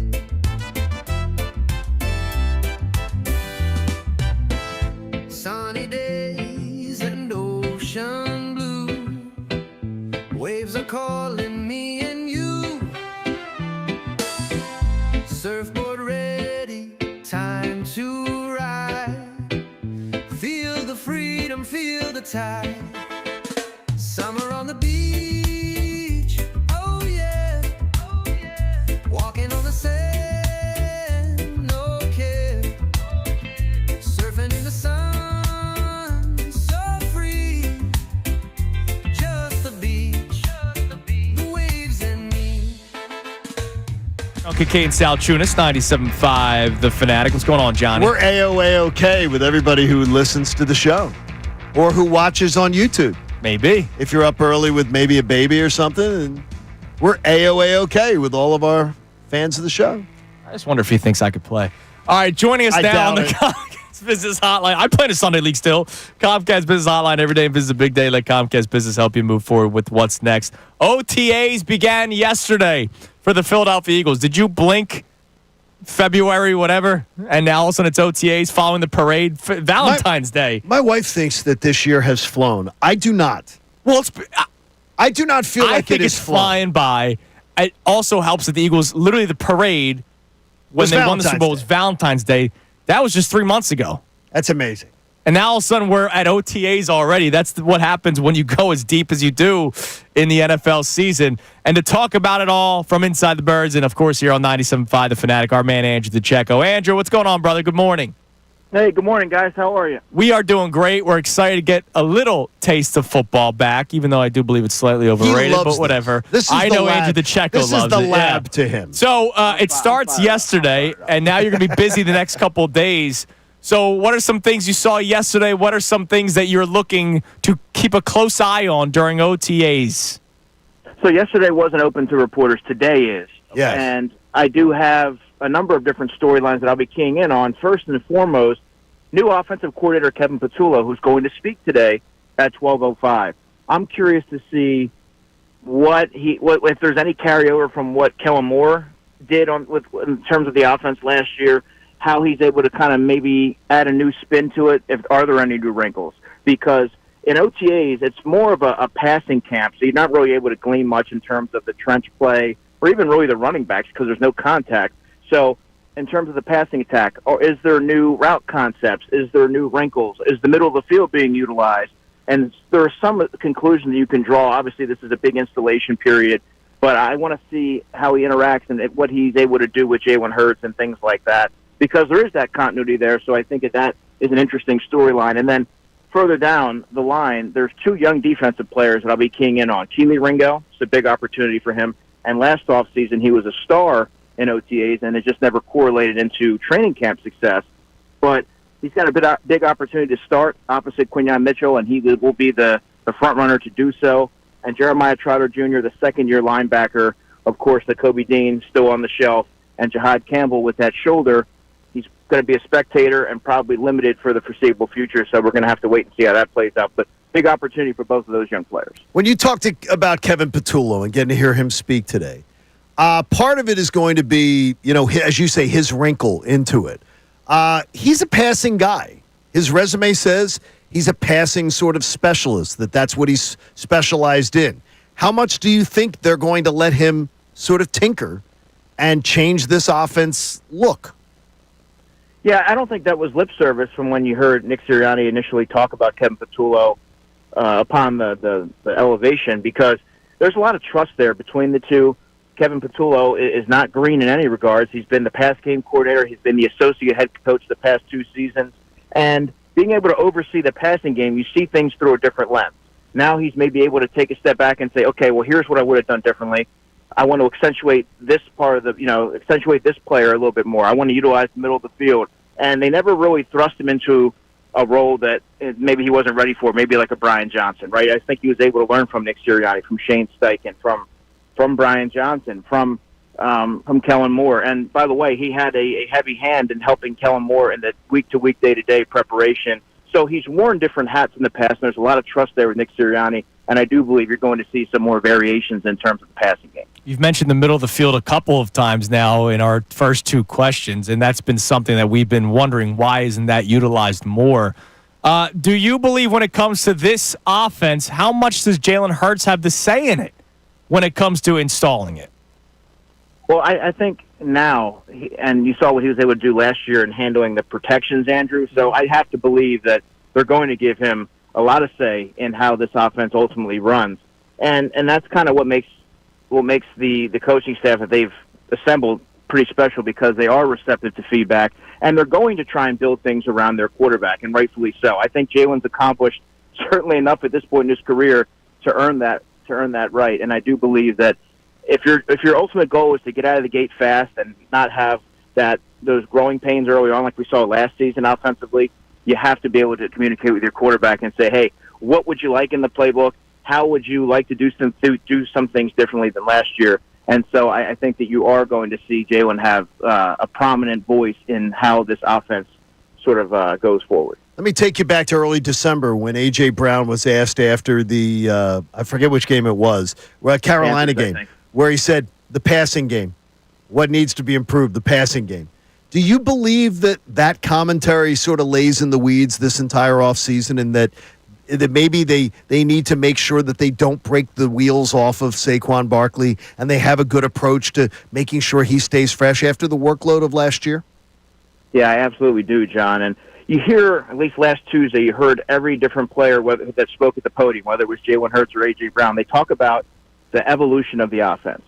Obviously, the running game is going to hit its stride, and that's all good and well, but you don't necessarily want to burden Saquon Barkley with the same kind of workload as last season. It's not realistic that he's going to be able to hold up and withstand the rigors of a full slate of games. So the evolution to me is the passing game. There's too much talent there for it to look like they're laboring their way down the field, for the players not to be on the same page, for the route concepts look sort of horizontal. They very rarely did you see players get vertical like they were a couple of years ago. So I think they're going to open things up a lot more, find ways to incorporate the running backs more in the passing game, and just do some different things. I didn't think you saw enough of the motion last year that we thought we were going to see with Kellen Moore, and that is the natural evolution of an offense, and it starts with the passing game. There's certainly enough talent there, and I think you're going to start to see some of those wrinkles as early as OTAs. You mentioned Keely Ringo, a guy you're going to keep an eye on. Of the position battles, how much can you actually learn from OTAs? Can OTAs change the depth chart going into training camp, or is this just sort of install period? It's really the install period, Andrew. But for a player like a Drew Makuba, who is a young safety, you want to see his instincts show up. You want to see the ranginess and the football IQ and ability to recognize and diagnose. Those are things that will translate over. And he's in the running for a starting spot. I would argue that he's obviously the favorite, being the second-round pick. But there are certain things you can look for from younger players, especially. Are they grasping the defense in this case? Because it is a challenging defense for safeties and linebackers especially. And there's not a whole lot you can take away from, let's say, Keely Ringo if he has a strong OTAs. But I look to see how players are being deployed, what the lineup looks like, and if there's players who look like they're swimming, or if they are, in fact, hitting the ground running, because that to me is a carryover into training camp. We talk about the evolution of the offense. Is there going to be a lot of evolution on the defensive side? I wouldn't expect there to be. I think Vic Fangio kind of knows, I think he has a good idea of what he wants his defense to look like. And he wants players who are fundamentally sound. I think you're going to see some creativity in how they use someone like a Jihad Campbell. But in terms of any new wrinkles or anything like that, I mean, there's not going to be a lot of blitzes or anything like that. you can creatively find ways to deploy someone like a Drew Makuba, like they did with C.J. Gardner-Johnson, because he can line up pretty much anywhere on the back end. But I think they're just going to kind of, right now, as you're familiarizing yourself with your personnel, there's a lot of young pieces there, and until they really do that, I'm not expecting anything drastic. And then you're always going to see a few new things, but it's not going to be a drastic departure from what they do. And Vic Fangio has a long track record of success, and so that's why I think they're going to kind of keep a lot of it the same. We're going to keep you busy this week, man. You're going to be coming in studio with us on Friday for the 9 o'clock hour so that we can actually get even more deep dive DeCecco analysis from OTAs, man. I can't wait. Oh, he loves this. But you love training camp more. I mean, I love training camp, but football, in my opinion, is back. I mean, it's OTAs. You're not seeing any contact. But I was fired up on my special, the Birds Insider special last night, because football is back. Did you see Silvana's tweet? Oh, it was a great tweet. You had Silvana like totally just frothing at the mouth for football. I mean, it's late May, and Silvana's going nuts already for football. It's amazing the effect you have on people. That's one of the best compliments you can get. Somebody fired up for football in May. That's great. You're the man, Andrew. Good job, we can't buddy. wait to We'll see you Friday. on Friday, brother. Appreciate you guys. Have a good day. There's Andrew DeCecco on the Comcast Business Hotline. All right, coming up next. No hot takes, just hot opinions. Damn right, man. The just knowledge. Just knowledge. Intelligence. Hot sports. Smart, intelligent sports talk. That you got to hear. That you got to hear on 97.5 The Fanatic. All right. He has plenty to say about sports Coming and up Philly. next. He does. We're going to get back to the text line. And also, let's put together some of the concerns that we have in Philadelphia sports and see if we can really even come up with that many. Right? It's funny, is the amount that aren't red, white, and blue. I'm going to be That aren't the shocked. Sixers. Yeah, exactly. So let's try to think of some. And then maybe we'll see that the blessings outweigh the concerns, Johnny. That's my life every day. It's Kincade and Blessings, baby. Salciunas, 97.5 The Fanatic. We want to hear from you. So text us at 610-63.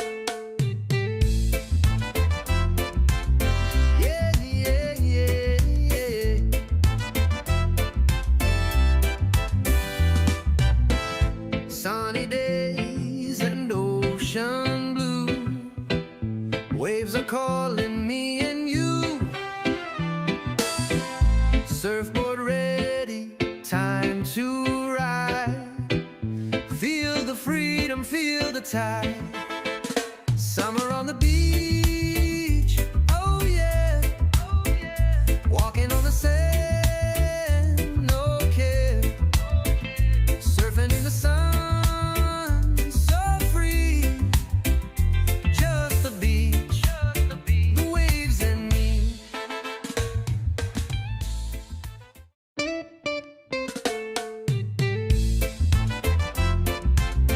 Yeah, yeah, yeah, yeah.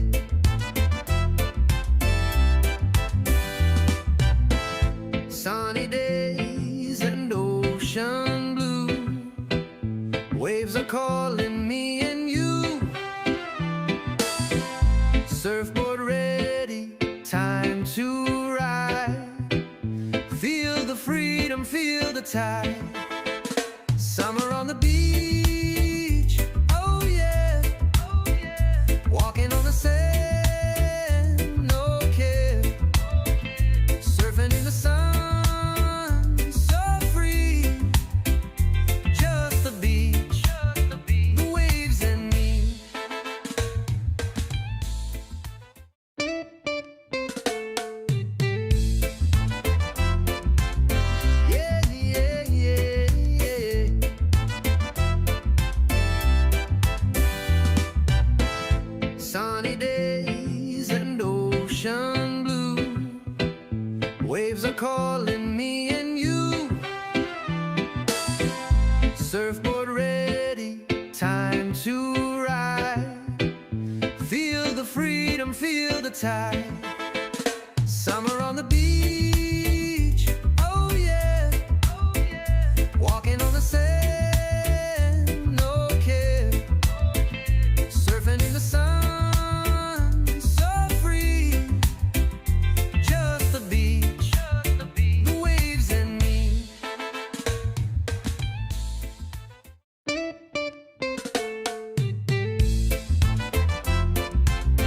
Yeah, yeah, yeah,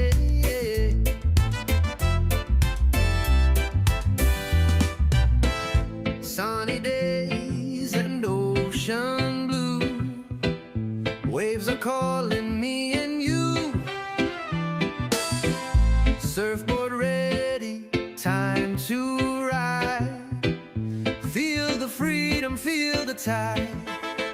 Summer on the beach, oh yeah, oh yeah. Walking on the sand, no care. Surfing in the sun, so free. Just the beach, the waves and me.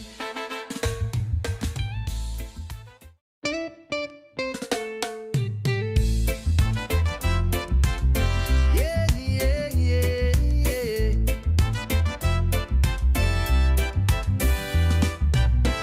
Sunny days and ocean blue.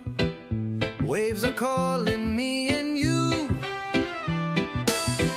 Surfboard ready, time to ride. Feel the freedom, feel the tide. Summer on the beach, oh yeah, oh yeah. Walking on the sand, no care. Surfing in the sun, so free. Just the beach. Making it her life mission to try to scare me. It just doesn't work. She really is trying hard, but it doesn't work. No, it's okay. It's all right. You know, doesn't work. She hit under a desk earlier. It does. I don't get scared. It's weird. It's like a talent of mine. It is. You know, I am scared of things, but the whole jump scare just doesn't do it. You're scared of death. Yes. Which, by the way, if someone doesn't fear death, there's something wrong with it. Yeah. You should fear death. I would say I have an irrational fear that I don't need to talk about right now. But that's it. It's all right, though. Yeah. You know, it's not something that I vibe with. You know, going down and being gone. It's not Yeah, something I know vibe you with. do have one. I've flown with you. Yes. I do have fears. All right. So You medicate. You self-medicate before the flight, though. plenty of beers. I think I drank and the beauty of the Chickies and Pete's in PHL International, they give you the tall boys. It's like 22 ounces. Take great care of you. Yeah, absolutely. They man. take great care of you. They just want me to be comfortable. They want That's all. you comfortable for the flight. The only problem is having to hold in the pee afterward. That's it. All right, what do we got on the And text at least line? I'm not talking to you the whole flight because Yeah. I don't talk on a flight. So it's perfect. I wish we did a show on the plane. Oh, that'd be. What do we got on the text line, You just want Gunner? the Salciunas show. You can do that on ESPN. 632-0975. Yeah, everybody's checking in on this retaliation thing so Sure. far. JP from Norristown checking in, first-time texter. What's up, JP? This debate is soft. From an ex-college pitcher, when your best player gets hit, you don't pick your spot. The best player on the other team gets hit, then it's handled. It doesn't linger. Then the team rallies behind the collateral damage. Call it even. Was this Connor? As an ex-college baseball pitcher, listen, dude, respectfully, because I appreciate you chiming in, JP, and I appreciate you giving us your insight. It's first off, What? it's not college baseball. This is the big leagues, so there is a difference. I'm sorry to say that, I've told but you. there is. I've told you before. Professional athletes just love hearing sports talk radio hosts talk about their. I played some college ball. I played some Right. high school ball. They love. There's nothing they love more than. And look, hearing he that. played college ball. That's more than what a lot of people can say. So And they always had one injury that kept them from being. They would have made the pros if it hadn't been for that one little injury. Maybe there was one for JP. Yeah, it might have been. It could have been. I don't know. I JP. can throw this football over that mountain. Yeah, Might have been that but I don't one. know JP. But Could have been. You never know. But again, there's context to everything. The game was tight. It's the major leagues, so if you do plunk a guy, the 9-hole hitter could hit a 2-run home run. Like that. That's everybody's a threat in a lineup. You're trying to bury the Braves, which is something that we're talking about. You want to Correct. add these wins against the team that's behind you in the standings. You do play each other multiple times. Like, I don't know, in his moments of college ball, was it the final game of the series and you won't see that team again for 3 years? Was it a divisional game? I don't know. Like, you are going to play the Braves, 3 more times? The 2 more games this series, again in June and again in August. At least the rest of this series and 2 more. You have time to retaliate. It didn't have to be last night in a close ball game. And I will continue to say it. So he's the college pitcher. I'm sure there are college batters that are waiting for the ones that will get plunked, and that gets you uncomfortable in the batter's box. It's a mind game. And that's all I have to say about that. I like it. It didn't have to be yesterday, to JP's text. This conversation If it was 5-0, it would have been different. Like, what if it happens tonight? Is it still soft? No. No, I would say, I told you so. Like, that would be my response to JP. If the Phillies have a big lead tonight and you see somebody get plunked tonight, I will just say, I told you so. They didn't want to lose the ball game yesterday. It was a 1-0 game. And then 2-0. What else we got on the text line? All right, we got Jay in Westchester checking in with this one. He says, if there's no retaliation, this means the clubhouse is not as close as we think. This is baseball, the only non-contact sport. So when your best player gets hit, you retaliate. Bunch of soft-ass bees. I'm going to tell you right now. I don't. Who was that? Who was there a name on that one? Jay. I tell you that I can't necessarily disagree with that one. Now, as far as I think it was a little harshly worded. Yeah, soft ass bees. But the no one even up on the railing. No big. Yeah, but John. what are you attributing that to? I thought you said it's because they take after their manager who's just laid back. So do they not like each other, or are they just laid back? They're passive. They're passive. Let me ask this: you're in the clubhouse, right? Post game or today. Okay. They're in the clubhouse Right. today. Somebody goes up to Bryce. Who do you want? What if Bryce says, nah, happens? I don't believe that to be the case. But I mean, he is the best player of the team. What if he says, I don't believe it's all good? I believe he loves Ronald Acuna, by the way. I believe the manager would make that call. Okay. By the way. Well, but the manager. I don't think would the you be manager's surprised going. if Rob Thompson asked a player what he thought? I would not. That is correct. But I do believe the manager in these situations is the one who makes that call. Okay, fair. All right. If we and the did player this, doesn't go rogue. right, and that could happen. There could be a player that goes rogue. Absolutely. It's funny. I saw a video. You might be able to speak to this better. What's that? I just saw a video yesterday. Speaking of the Braves, Okay. Deion got hit by a pitch. This is way back, right? Yeah. Deion Sanders playing for the Braves. Sure. Deion got plunked, and the next inning, the third baseman, I forget who it was. It would have been Terry Pendleton. Correct. Thank you. It was because he wouldn't hit the batter. They thought he would retaliate. He walked off the field. He walked off the field because the pitcher wouldn't retaliate. So maybe there are players that feel a certain type of way. And by the way, if they had the story behind that is if 6 other guys could have walked off the field too, they would have. They would have. So who knows? And by the way, the pitcher who wouldn't hit him also pitched for the Phillies at really? one time in his career, if I'm not mistaken. I'm drawing a blank, but Terry walked off the field, and reportedly 5 or 6 of his teammates would have walked with him if they could have. Interesting. They were furious. How about that? They were furious that he wouldn't hit a batter. Okay, I'll try to find out who the pitcher was. I believe he pitched for the Phillies also too in his career. All right, I'll try to do some research go. here for you. So, what other concerns other than the Sixers? Because that's like the laundry list, right? The Sixers are the laundry list. What are your legitimate concerns in Philadelphia sports right now? Because I like a concern of mine is what if Danny Briere and Jonesy just don't hit on all these picks? See, that's not a concern. But like that's for not me. like Yeah. that's me reaching. That's me just living like leading with the negative than the positive. Yeah, that's not a concern for me. Especially when they've shown what the 14th best. They went from 28th when they took over, 28th or 29th. They've went to 14th. So to me, that's not a valid concern. They have been accumulating talent. Now, hiring a coach. Rick Tocchet. Is Rick Tocchet the right guy? We're going to find out. Right. There you go. We're going to find out.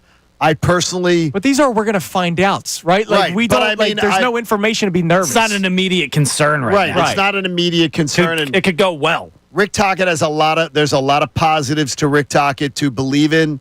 There's questions about Rick Tocchet being hired. We'll see. We'll see how that works out. Okay.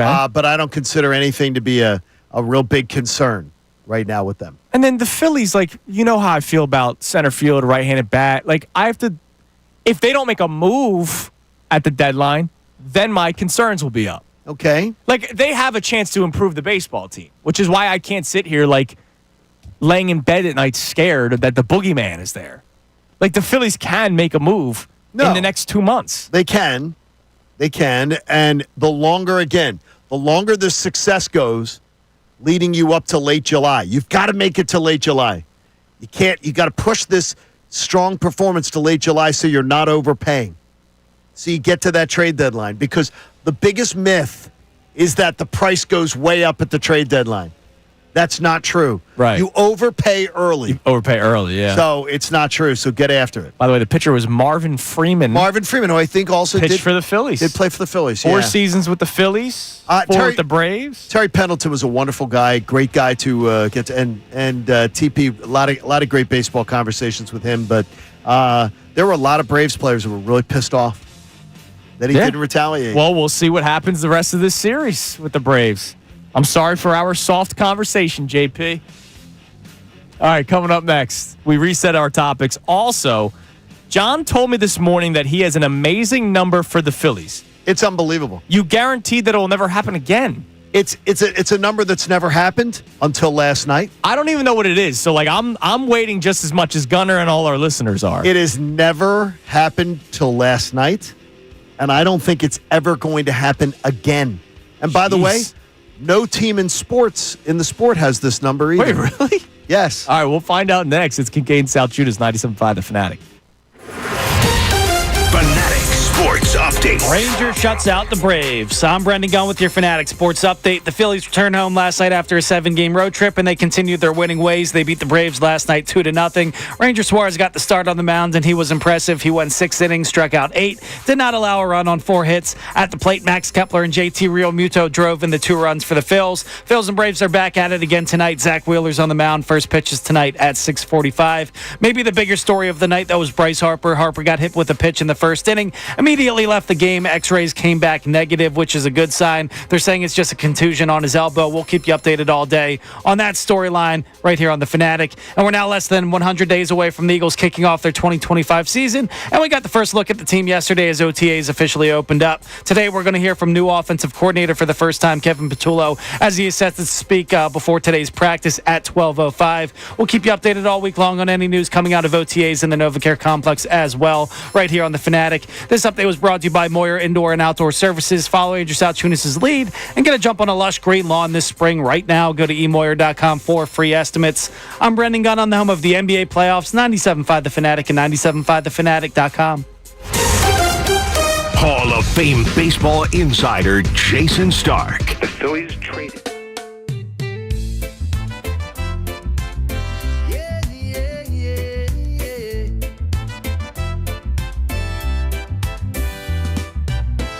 Sunny days and ocean blue. Waves are calling me and you. Surfboard ready, time to ride.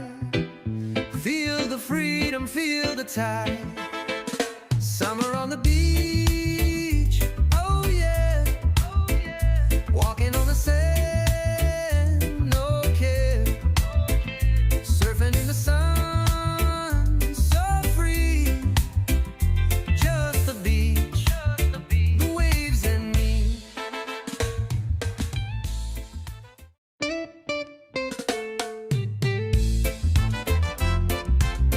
Yeah, yeah, yeah, yeah.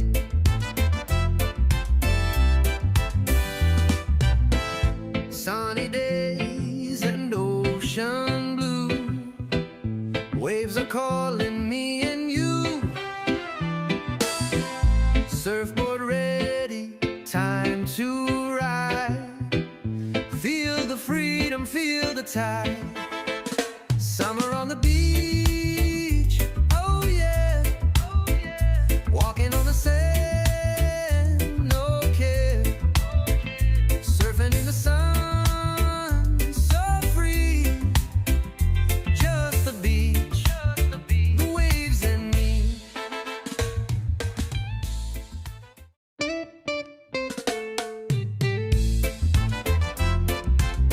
Yeah, yeah, yeah, yeah.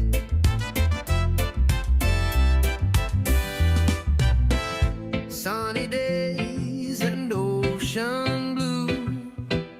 Waves are calling me and you. Surfboard ready, time to ride. Feel the freedom, feel the tide. Summer on the beach, oh yeah, oh yeah. Walking on the sand, no care. Surfing in the sun, so free.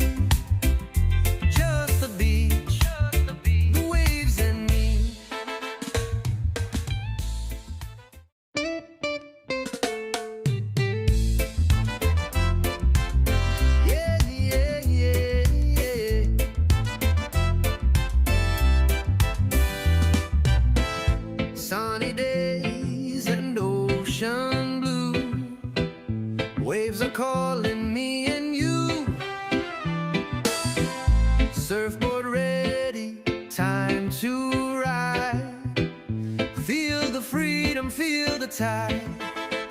Summer on the beach, oh yeah, walking on the sand, no care, surfing in the sun, so free, just the beach, the waves and me.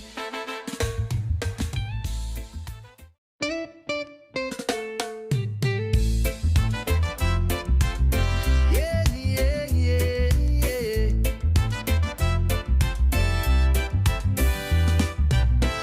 Sunny days and ocean blue. Waves are calling me and you. Surfboard ready, time to ride. Feel the freedom, feel the tide.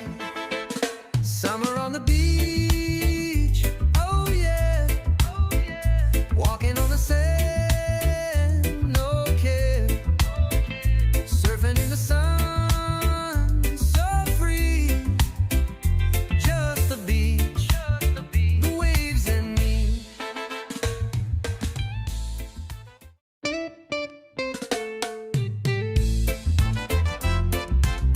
Yeah, yeah, yeah, yeah.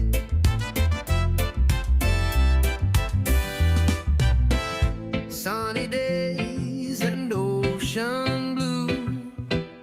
Waves are calling me and you. Surfboard ready, time to ride. Feel the freedom, feel the tide. Summer on the beach, oh yeah. Kincade Salciunas, 97.5, The Fanatic. We have today's headlines with Brendan Gunn coming up in the next segment around 8:15. Jeff McClain joins us at 8:25. But before all of that, John Kincade has promised a number that apparently, according to him and his analysis and your research, Well, your I'm history books. I'm going to credit Scott Fransky. Okay. The great Scott Fransky. Love Scott Franz. He is marvelous, and I'm going to credit him. And you say this has never happened before, nor you believe it will it's ever never happen happened again? for the Phillies before. Okay. And how about this? It's not happened for any team in the sport right now. And the Phillies are sitting with something that will just blow you away. It's the beauty of baseball. The first time ever. You hear that all the time. But what do we got? Last night, with that victory, the Phillies, in their last 100 games, are 70-30 at Citizens Bank Park. Not one team in baseball has posted a 70-30 mark Jesus. in a 100-game mark since, I believe, it's turn of century. Home field doesn't matter, though, I thought. In the regular season. It's regular season, dude. It's a regular season number. That is a 70. crazy statistic. It's a crazy number. 70-30 in their last 100 regular season games played at Citizens Bank Park. Have they played 19 home games this year? Yeah, they have to have. Okay. They So have this is over the last. I was wondering if this is spanned over 3 years or not. This is 70-30. Well, they played 81 last year. 81 last year, so I was wondering if they played And it 19 is- this but they year. are 70-30 in their last 100 games at Citizens Bank Park. They are. By the way, they've played 26 games at home this year. That's ridiculous. And I heard Scott talking about it last night in the broadcast with LA. LA was working the game. Yep. And heard that number, and I'm like, you got to be kidding me. They went 54-27 at home last season, Oh my gosh. and they're 18-8 so far this year. I mean, that's incredible. That's a wild stat. 70-30. And the fact that you said And by that's the way, never nobody happened in before. nobody in baseball. Phillies have never done it Yeah. in a 100-game span. Even in the great Phillies teams have never done it in a great Yeah. span. The Phillies have never done it so in their history. And no team in baseball has currently done that. And reportedly nobody's done it in the turn of the century. Trying to see who's close. So last year, the Dodgers are closest. So they went 52-29 at home last year. Well, 52-29, that already gives you Right. there. You That's can't why lose, you're one you loss can't lose away. 2 games. Yeah. And so far this year, Have they lost 2 they're games? they're 19-8 at home. Can't do it. Like, that shows how difficult It's that ridiculous. is. Wow.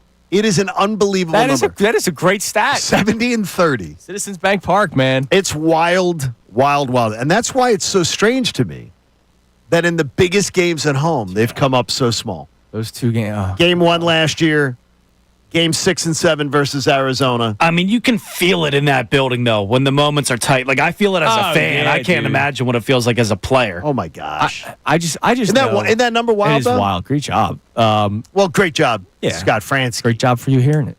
There's going to be a day where Coop's going to grow up as you're listening to 97.5 The Fanatic, WPEN, WPN HD1, Burlington, Philadelphia, Beasley Media Group Station, broadcasting live from the Comcast Business Studio, powering possibilities. And he's just going to be like, Dad, what was like your darkest day as a Philadelphia sports fan? And it's a toss-up between the D-backs and Game 5 against the Cardinals. Like, it's a toss-up between those two.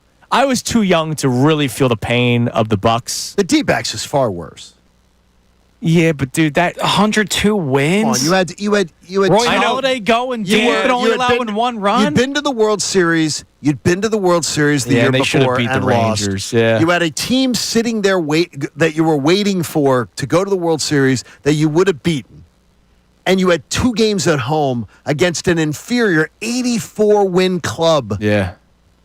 84-win club that you had to beat once at home in Game 6 and Game 7. but Cliff Lee blew that game against the Cardinals early in that series. No chance, no dice that you win the World Series. Yeah, that's true. Hawk series for the Sixers is Yeah, up but that's there not- for me. That Dude, was bad for me. I hated it. dude, But come on. dude. When I watched Ben Simmons pass up the dunk, like I can still see him standing there. I can close my eyes and see him standing there with the pee that was dripping down his leg. I think it's because of the fact that Sixer fans like no other don't want to believe what they see with their own eyes. More than any sports fans that I know. They don't want to. What does that have to do with Ben Simmons passing up a dunk? Because they don't want to believe what they see with their own eyes. They should. They know what Ben Simmons is. That he's not At built that for the time, moment. He could dunk the ball. absolutely not, dude. No, but he At passed that it. Wait a minute. moment? At that moment, you had not seen Ben Simmons pass up big opportunities and shots. I had. Dude, I had. Dude, I don't care if it was Birdman, Chris Anderson. Like, you dunked that ball. No, but I had seen him pass up opportunities before. Yeah. Nothing that egregious. No, that was the But most. I had seen him that pass was up the the most moment. egregious one that I was ever terrible. seen. Absolutely there's terrible. two that come to mind. That one, and there was a random ass. I think it was a regular season game where Ben Simmons. This is a bust out. Had a one-on-one break as time expired. They were down 1. Clock's expiring, and Kendrick Nunn was on the Heat. He was like 5'11", and Ben Simmons like 6'10", and he could have just attacked the basket. And he kicked it out to Al Horford, who took a desperation 3 as time expired and missed. This is the pain that this team has provided me, that I can remember these little moments. Little moments. Like, that was like a random ass game. Little moments. It's also the story of Game 6 and Game 7s of Joel Embiid's career. That's That why is I also think going to be the title. the Phillies moments hurt me more because Well, hold on. Yeah, let's not be unfair. You love the Knicks series. Let's not be totally unfair. No, I thought the Knicks series was his best series that he ever had Yeah. as a Sixer. Yeah, so not it's even close. A little moment. Not What even else- What were you saying, Brent? I'm sorry. I mean, the Phillies moments hurt more to me just because I thought they had a real shot. Yeah, the Sixers would have advanced to the Eastern Conference Finals, and everybody likes to pretend like they were just going to win the next 2 series. Like I never believed in the Ridiculous. Sixers. Right, I got you. No, the A Phillies team won that doesn't painful. win for like a quarter of a century. Yeah, but if they had gotten past that, they definitely would Like have the won. Raptors quadruple bounce or whatnot, people assumed they were just going to go out and win the next series and beat the Warriors, and Kevin Durant was going to get hurt too. Well, like it's yes. the butterfly It's effect. not hard Like, to think what if those injuries did occur. Like the injuries, who knows if they still occur? That's Exactly. You That's, have no idea what happened. that's a totally different conversation. All right, real quick because we got today's headlines. Do you have a certain bullpen coach? I do, yes. Oh, okay, then I will. All right. Then I will keep that one. A quiet. major league coach is as listed on Major League Baseball's Oh, my website. God. Not a hitting coach, not a bullpen coach, a major league coach. All right, Really? what else we got on the text line? You can text the show at 610-632-0975. Any other former athletes chiming in here? Not yet. Well, we got somebody checking in on his concern. He says, Okay. my Philadelphia sports concern is Kyle Schwarber leaving in free agency. Oh, I forgot to bring this up yesterday. It was on the show sheet, and I just never got to it. Jim Bowden, who covers Major League Baseball, MLB Network, MLB.com. He does a SiriusXM channel. he did some digging last week. I think it was over the weekend, over the Memorial Day weekend, where he believes a deal's going to happen. It may not happen this season. They are. I can confirm that yesterday, talking to people, that I feel that they're still talking. Yeah. So there's no I was told yesterday there's no amorous between. There's no animus between the two sides. So, because I was concerned about, well, they talked in spring training and then nothing happened. There's nothing between the two sides that indicates they're pissed off that a deal didn't get done. If I'm Schwarber, why would I be mad? So, My price has just gone up. You know what this is? It's Zach Bond all over again. You kept on wondering last year, when are they going to do it? When are they going to do it? And I kept on saying, if I'm Zach Bond, I'm playing this season out, man. I don't think they're going to. I don't think the Schwarber thing's going to wait though till free agency. I do not believe that's the way this will. I do not believe this is the way that's going to play out. Here's I wouldn't be surprised if it does. And what they do is Kyle Schwarber tells the Phillies, I want to be back, but I need to see what my market is. And if a team offers him, you were saying $40 million a year the other day, last week. I don't think it's going to be that. But let's say there is a team that offers $40 million a year. All right, Phils, I'll take 38 with you guys. But don't offer me 20.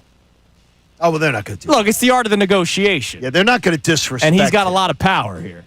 He does. On the field and off the field now. All right. I think it's clear he wants to be here. Yeah, I think he does.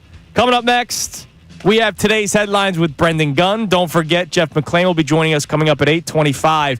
And I'm glad that you're bringing up a coach of the Braves. Because at some point, dude, just get over yourself. It's Kincade and Salciunas, 97.5 The Fanatic. Mike Missanelli. If there's something that's going to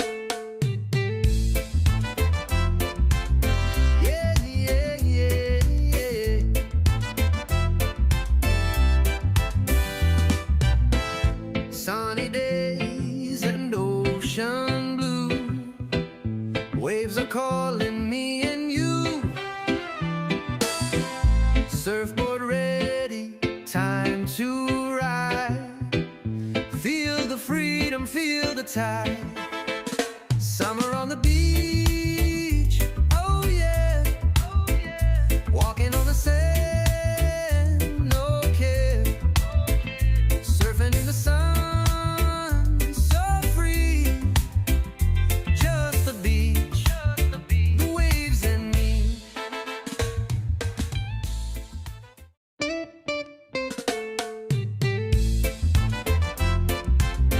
Yeah, yeah, yeah, yeah.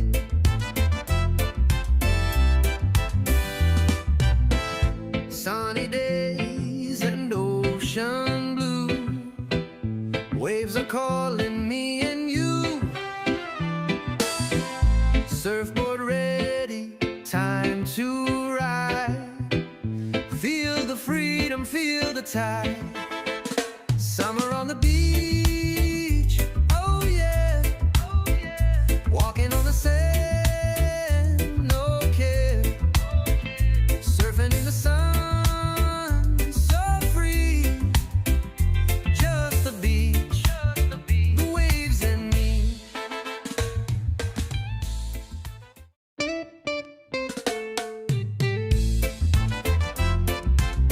Yeah, yeah, yeah, yeah.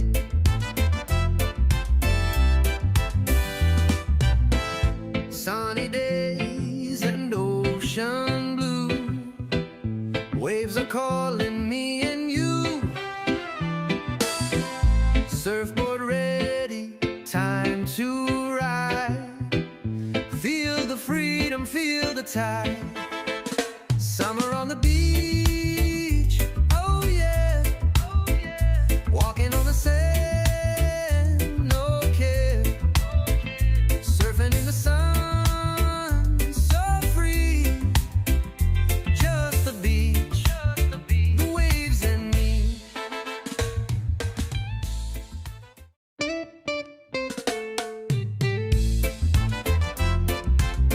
Yeah, yeah, yeah, yeah.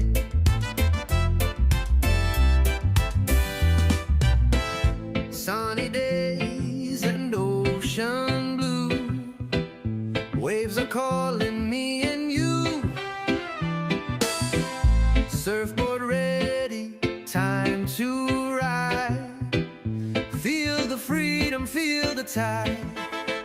Summer on the beach, oh yeah. Walking on the sand, no care. Surfing in the sun, so free. Just the beach, the waves and me.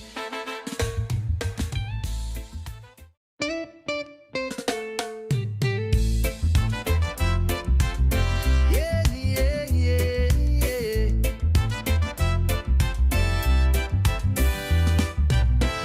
Sunny days and ocean blue.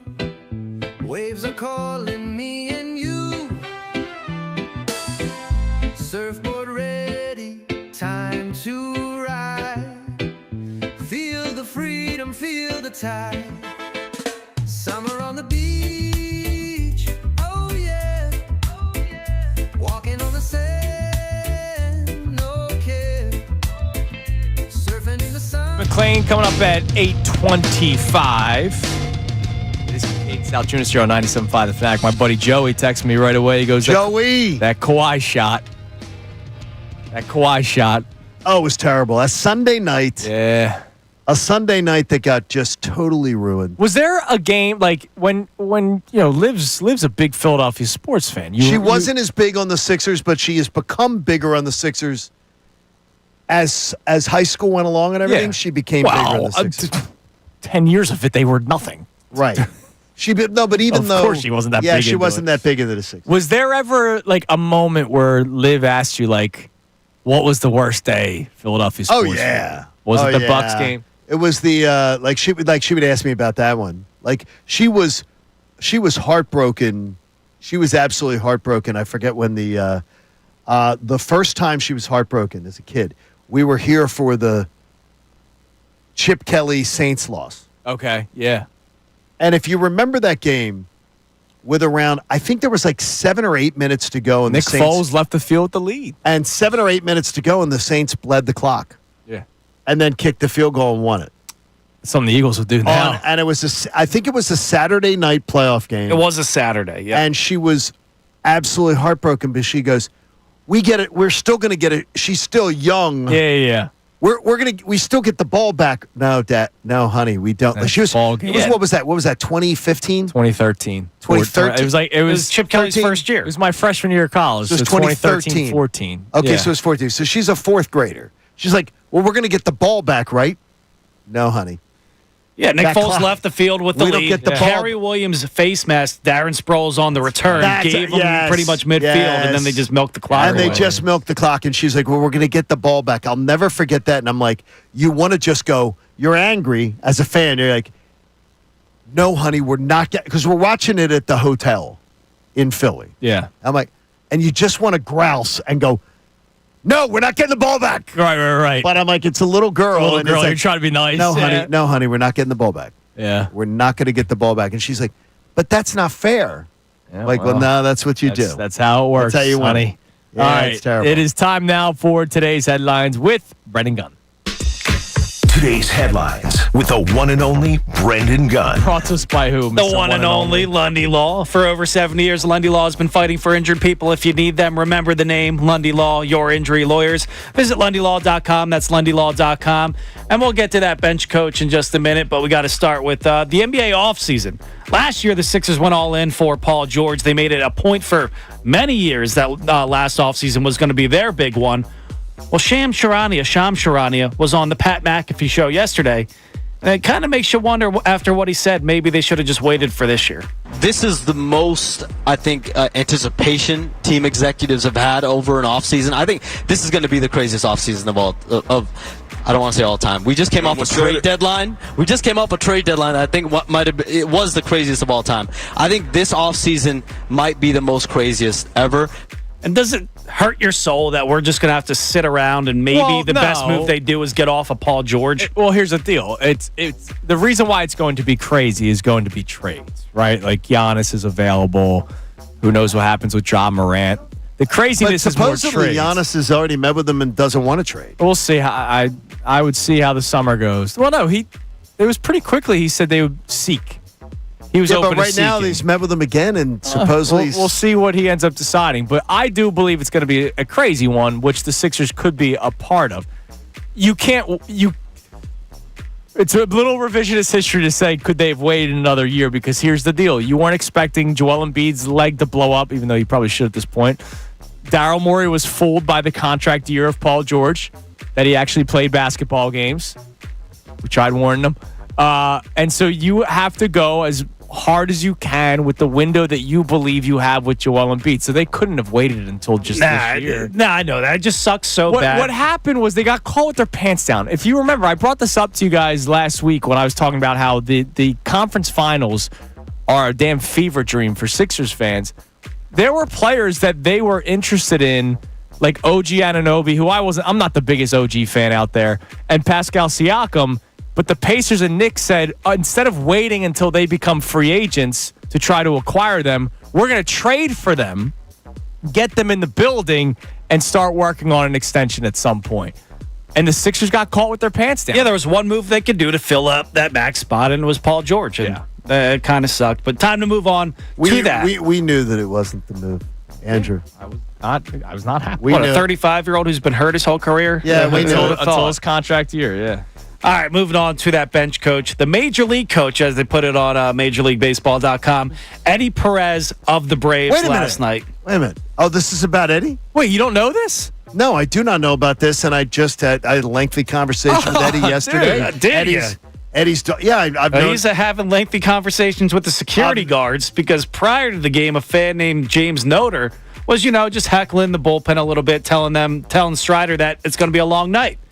Well, Eddie Perez got security to tell him to, kick rocks. Security at CBP went up to Noter, said, you got to, go somewhere else or you're going to get kicked out. And this is not the first time Eddie Perez has done that. Okay, yeah. The Philly captain back in 2022 was telling them prior to the playoff game, it's about to be your worst nightmare. Perez looks at him and says, do you want to get kicked out of the game or not?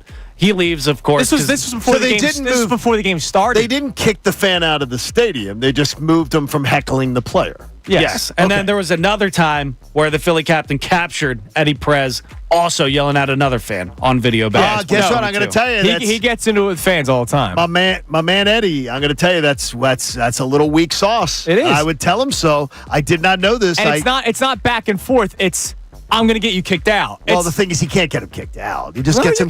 We see it in the NBA all the time. He just got him kicked out from heckling the player. You can get a play. You are not allowed to heckle a player in the stadium. They can. Any player, anybody can get you moved from heckling a player. That is not part of jaywalk. That is not part of your price of admission. They can get you there. He can't get you kicked out of the stadium. Okay. I thought you meant getting kicked out. I would tell you this. I think that's weak sauce. It is weak. I think it's weak sauce. I would tell Eddie himself when next time I see him, I will tell him. I did not know that. Eddie's daughter is a nurse here in town. Wonderful. He's a wonderful dude, but that's weak. That is weak. 3 different times at Citizens Bank. Okay, Park. that's and I can't believe I didn't know that. Yeah, that is incredibly weak. I'm shocked. And at least 3 times. It may have happened more. That's the 3 that we know of. Now look, he's looking out for his fragile players. So he's looking out for who was the mentally fragile player? Was it Strider? Strider numerous times now. Really? Tommy Tight Pants was. By the way, Strider now changing his tune. He likes playing with fans.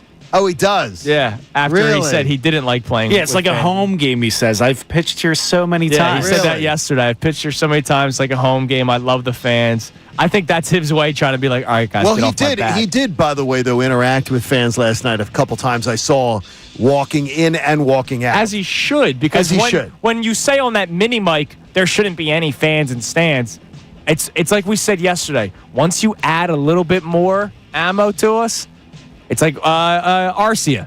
Once he started barking back at fans, now we have more. He's no longer on the Braves. All right, coming up next, great job, Gunnar. Our man Jeff McClain from the Inquirer will join us as OTAs begin. First day where the media is allowed in. We'll talk about it all with Jeff coming up next. It's Kincade Salciunas, 97.5 The Fanatic.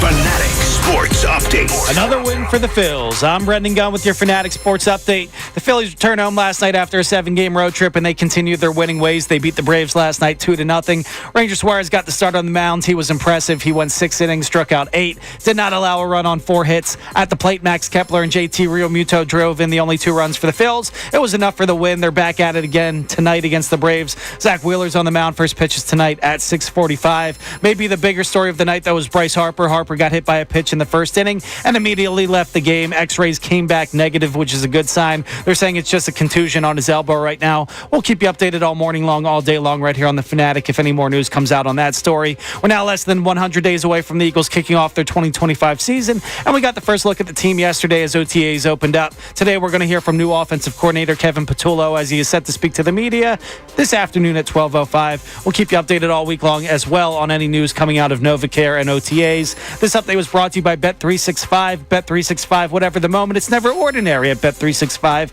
Download the app today. I'm Brendan Gunn on the home of the NBA playoffs, 97.5 The Fanatic and 97.5 thefanatic.com. Fanatic Weekend with Andrew Ditch.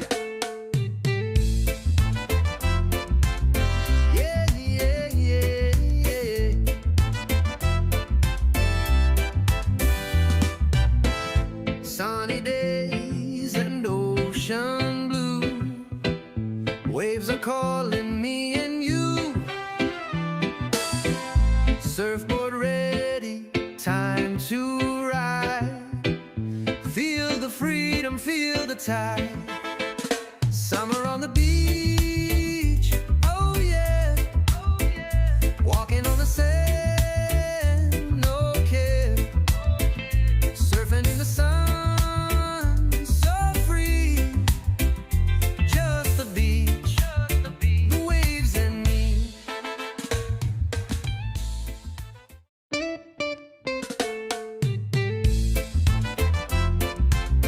Yeah, yeah, yeah, yeah.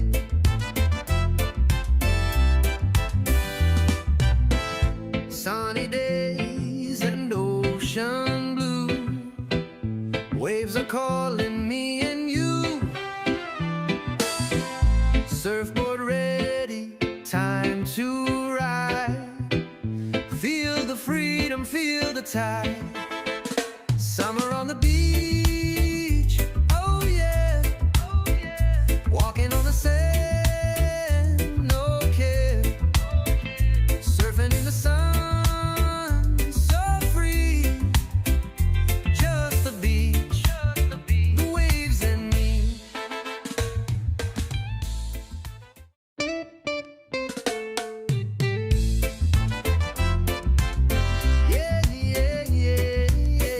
Surfing in the sun, so free. Just the beach, the waves and me. Yeah, yeah, yeah, yeah. Sunny days and ocean blue. Waves are calling me and you. Surfboard ready, time to ride. Feel the freedom, feel the tide. Summer on the beach, oh yeah, oh yeah. Walking on the sand, no care. Surfing in the sun, so free. Just the beach, the waves and me. Yeah, yeah, yeah, yeah, yeah. Sunny days and ocean blue. Waves are calling me and you. Surfboard ready, time to ride. Feel the freedom, feel the tide. Summer on the beach, oh yeah, oh yeah. Walking on the sand, no care. Surfing in the sun, so free. Just the beach, the waves and me. Sunny days and ocean blue. Waves are calling me and you. Surfboard ready, time to ride. Feel the freedom, feel the tide. Summer on the beach, oh yeah, oh yeah. Walking on the sand, no care. Surfing in the sun, so free. Just the beach, the waves and me.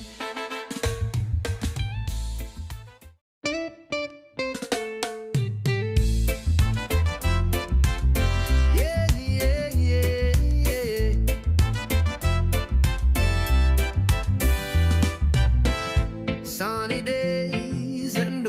ocean blue. Waves are calling me and you. Surfboard ready, time to ride. Feel the freedom, feel the tide. Summer on the beach, oh yeah, oh yeah. Walking on the sand, no care. Surfing in the sun, so free. Just the beach, the waves and me.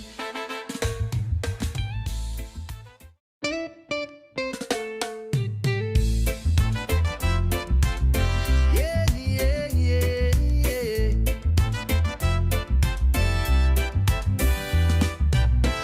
Sunny days and ocean blue. Waves are calling me and you. Surfboard ready, time to ride. Feel the freedom, feel the tide. Summer on the beach, oh yeah, oh yeah. Walking on the sand, no care. Surfing in the sun, so free. 97.5, The Fanatic, and joining us. Go ahead, Johnny. That's what's up? good. Good luck to Jamal today doing his colon screening today. Oh, yes, one of our Which is texters. good. We love seeing people do their proper screening. Yes. It's how to avoid cancer. Take care of yourselves. Go do it. Guys, Take care. Good everybody. luck, Jamal. Guys and gals, take care of yourselves. Join us now on the Comcast Business Hotline, where every day is a big day. Let Comcast Business help you move forward with what's next. He covers the birds for the Inquirer. Experience the new look of Inquirer Sports, where fans can read, watch, and listen to their favorite reporters and columnists. Go to theinquirer.com/sports. And, of course, that's where you can follow all the work of our man, Jeff McClain. Jeffrey, good morning. Happy day one of OTAs, where it's public to the media. Yes, that sums it up. Yeah, exactly. And a rainy day. Inside. And a rainy day in the bubble. It's not gonna But be in the pretty. bubble, right? I mean, they're not gonna make you stand out in the rain, right? We'll see what it's like when they actually have practice. I think it's like around 1:30 or 1 o'clock. Maybe if it's drizzling, they'll go. I mean, the practices aren't going to be very long. Yeah. But my guess is that they'll be inside today, which kind of a little bit of a bummer because obviously not a full field there, and there's only so much room, and they got almost 90 guys, and they put us in a corner, and it's really hard to see what's going on. But I'll try my best to give you guys the practice observations. Thanks, Jeff. We appreciate that. This is why we turn to you. And so I'm curious, today at 12 o'clock, around 12 o'clock scheduled, Kevin Patullo will speak. And we're curious. So I know the deal of a reporter. You like to find stories, and sometimes you have an idea of what story you want to write. So you know that there will be some specific questions being asked. What is something that you're looking to hear from Kevin Patullo today when he talks about the upcoming 2025 season as the new OC? I probably the first time, sitting up there in front of at least, the room publicly, just kind of a presence about, what you plan to do this year. I don't think there can be much in terms of specifics, as you would expect, in terms of the scheme and, how they're going to use certain players, this, that, or the other thing. But, generalities, I guess, will probably be okay in that regard, but also just how he kind of, carries himself, holds himself. Certainly that'll be something I'm looking forward to seeing. I have gotten to know Kevin pretty well, just covering him. I know he's not up there on the podium weekly like, previous offensive coordinators, and he has spoken at times before, specifically when Nick couldn't coach the one game because he got COVID back in 2021, I believe. Yeah. And Kevin had to step in basically and be the head coach on the field. We got to talk to him publicly then, but I have gotten to know him pretty well, and he's a pretty composed guy. He's been around for a long time, good dude. Just on the surface, beyond football. So I think that's pretty much what I think the rest of the fan base will see today. Is it unfair, Jeff, when I look at his resume and say 18 years of experience to get to be an NFL play caller, when I look at guys like, Sean McVay and Shanahan and in Green Bay, and I'm drawing a blank for a second here, getting to do it in 6 years, 7 years, that it took 18? Sometimes they chase guys a little longer. Doug Peterson, how long did it take before he became a play caller? Now he played in the league a fair amount. Maybe that set him back a little bit, but he won a Super Bowl.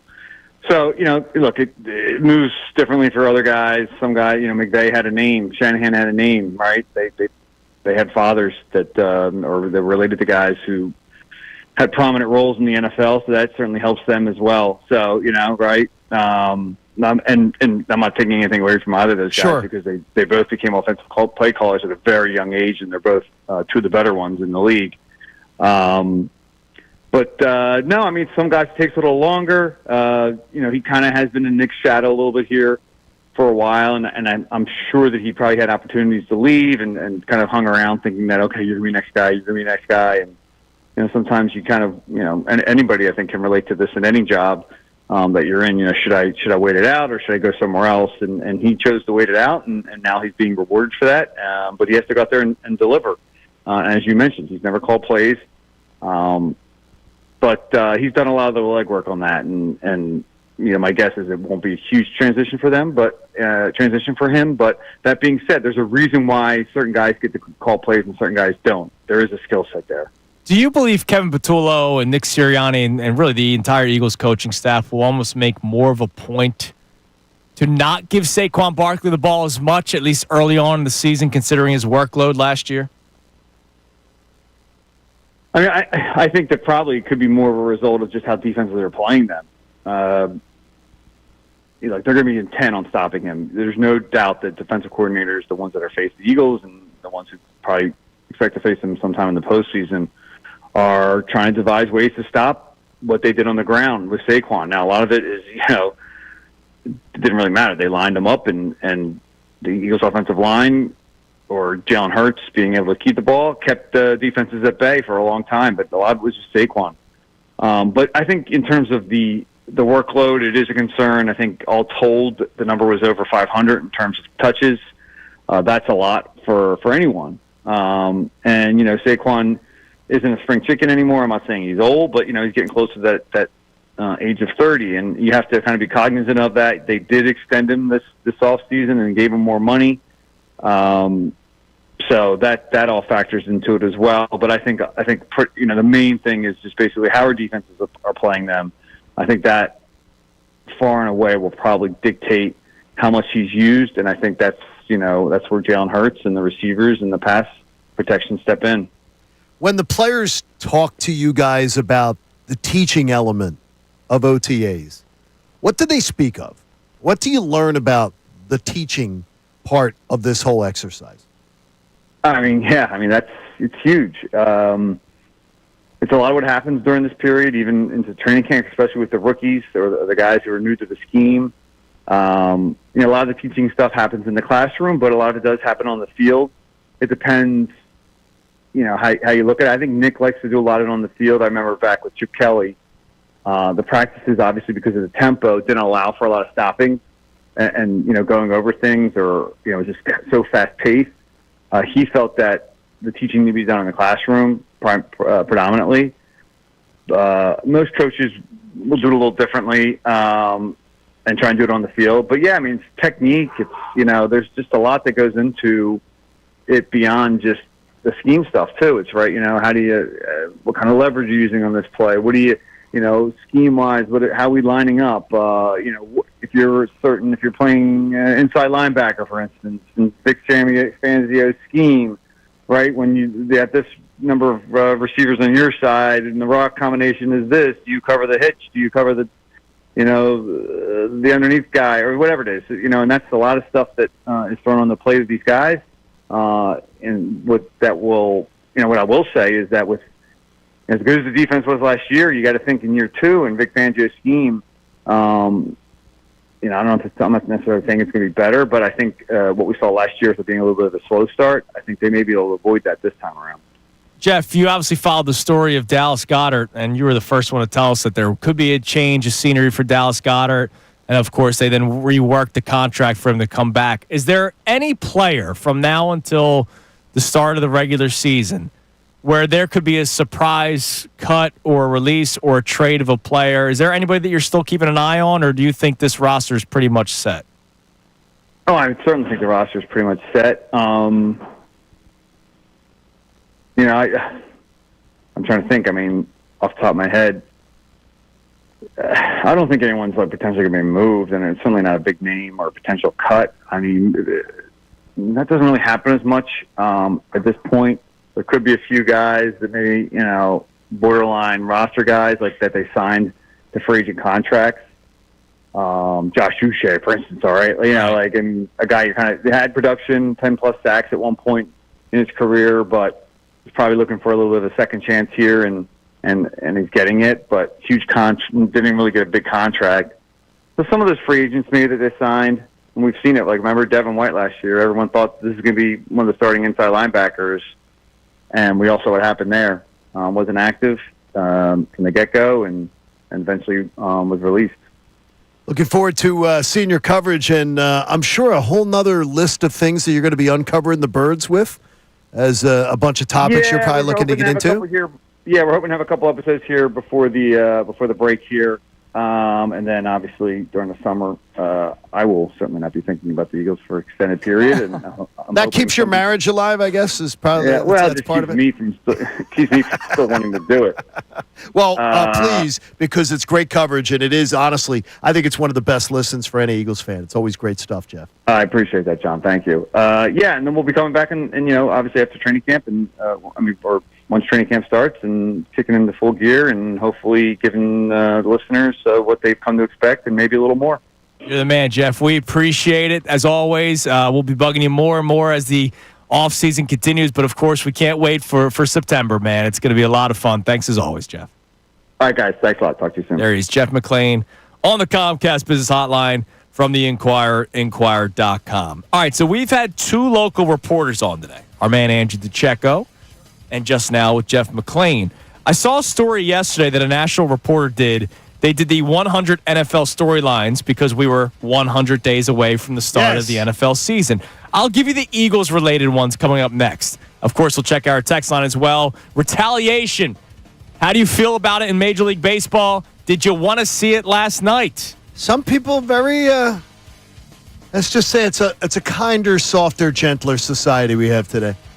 Yeah, but I'm in favor of it. I just didn't want it last night. It was too close to a ball game. That's fine. Some people don't want it at all. Right. I've seen that too. We'll talk about it. It's Kincade Salciunas, 97.5 The Fanatic.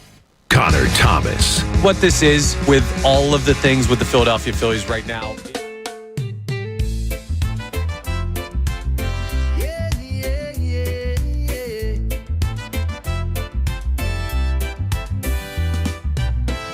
Sunny days and ocean blue. Waves are calling me and you. Surfboard ready, time to ride. Feel the freedom, feel the tide. Summer on the beach, oh yeah, walking on the sand, no care, surfing in the sun, so free, just the beach, the waves and me.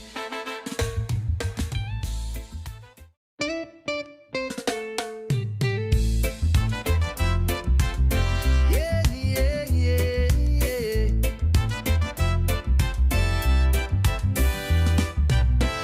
Sunny days and ocean blue.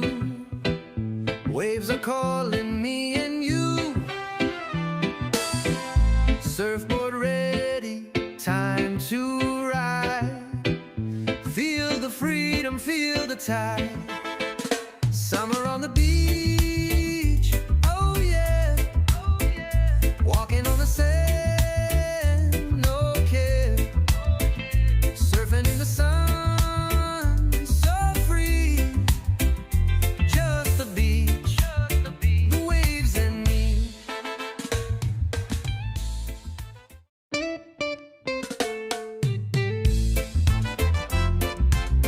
Yeah, yeah, yeah, yeah.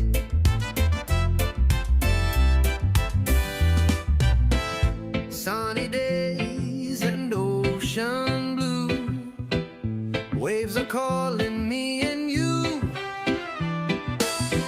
Surfboard to ride. Feel the freedom, feel the tide. Summer on the beach, oh yeah, oh yeah. Walking on the sand, no care. Surfing in the sun, so free. Just the beach, the waves and me.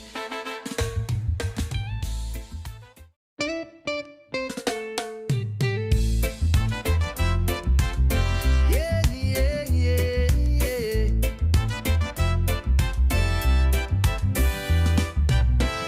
Sunny days and ocean blue. Waves are calling me and you. Surfboard ready, time to ride. Feel the freedom, feel the tide. Summer on the beach, oh yeah, oh yeah. Walking on the sand, no care. Surfing in the sun, so free. Just the beach, the waves and me.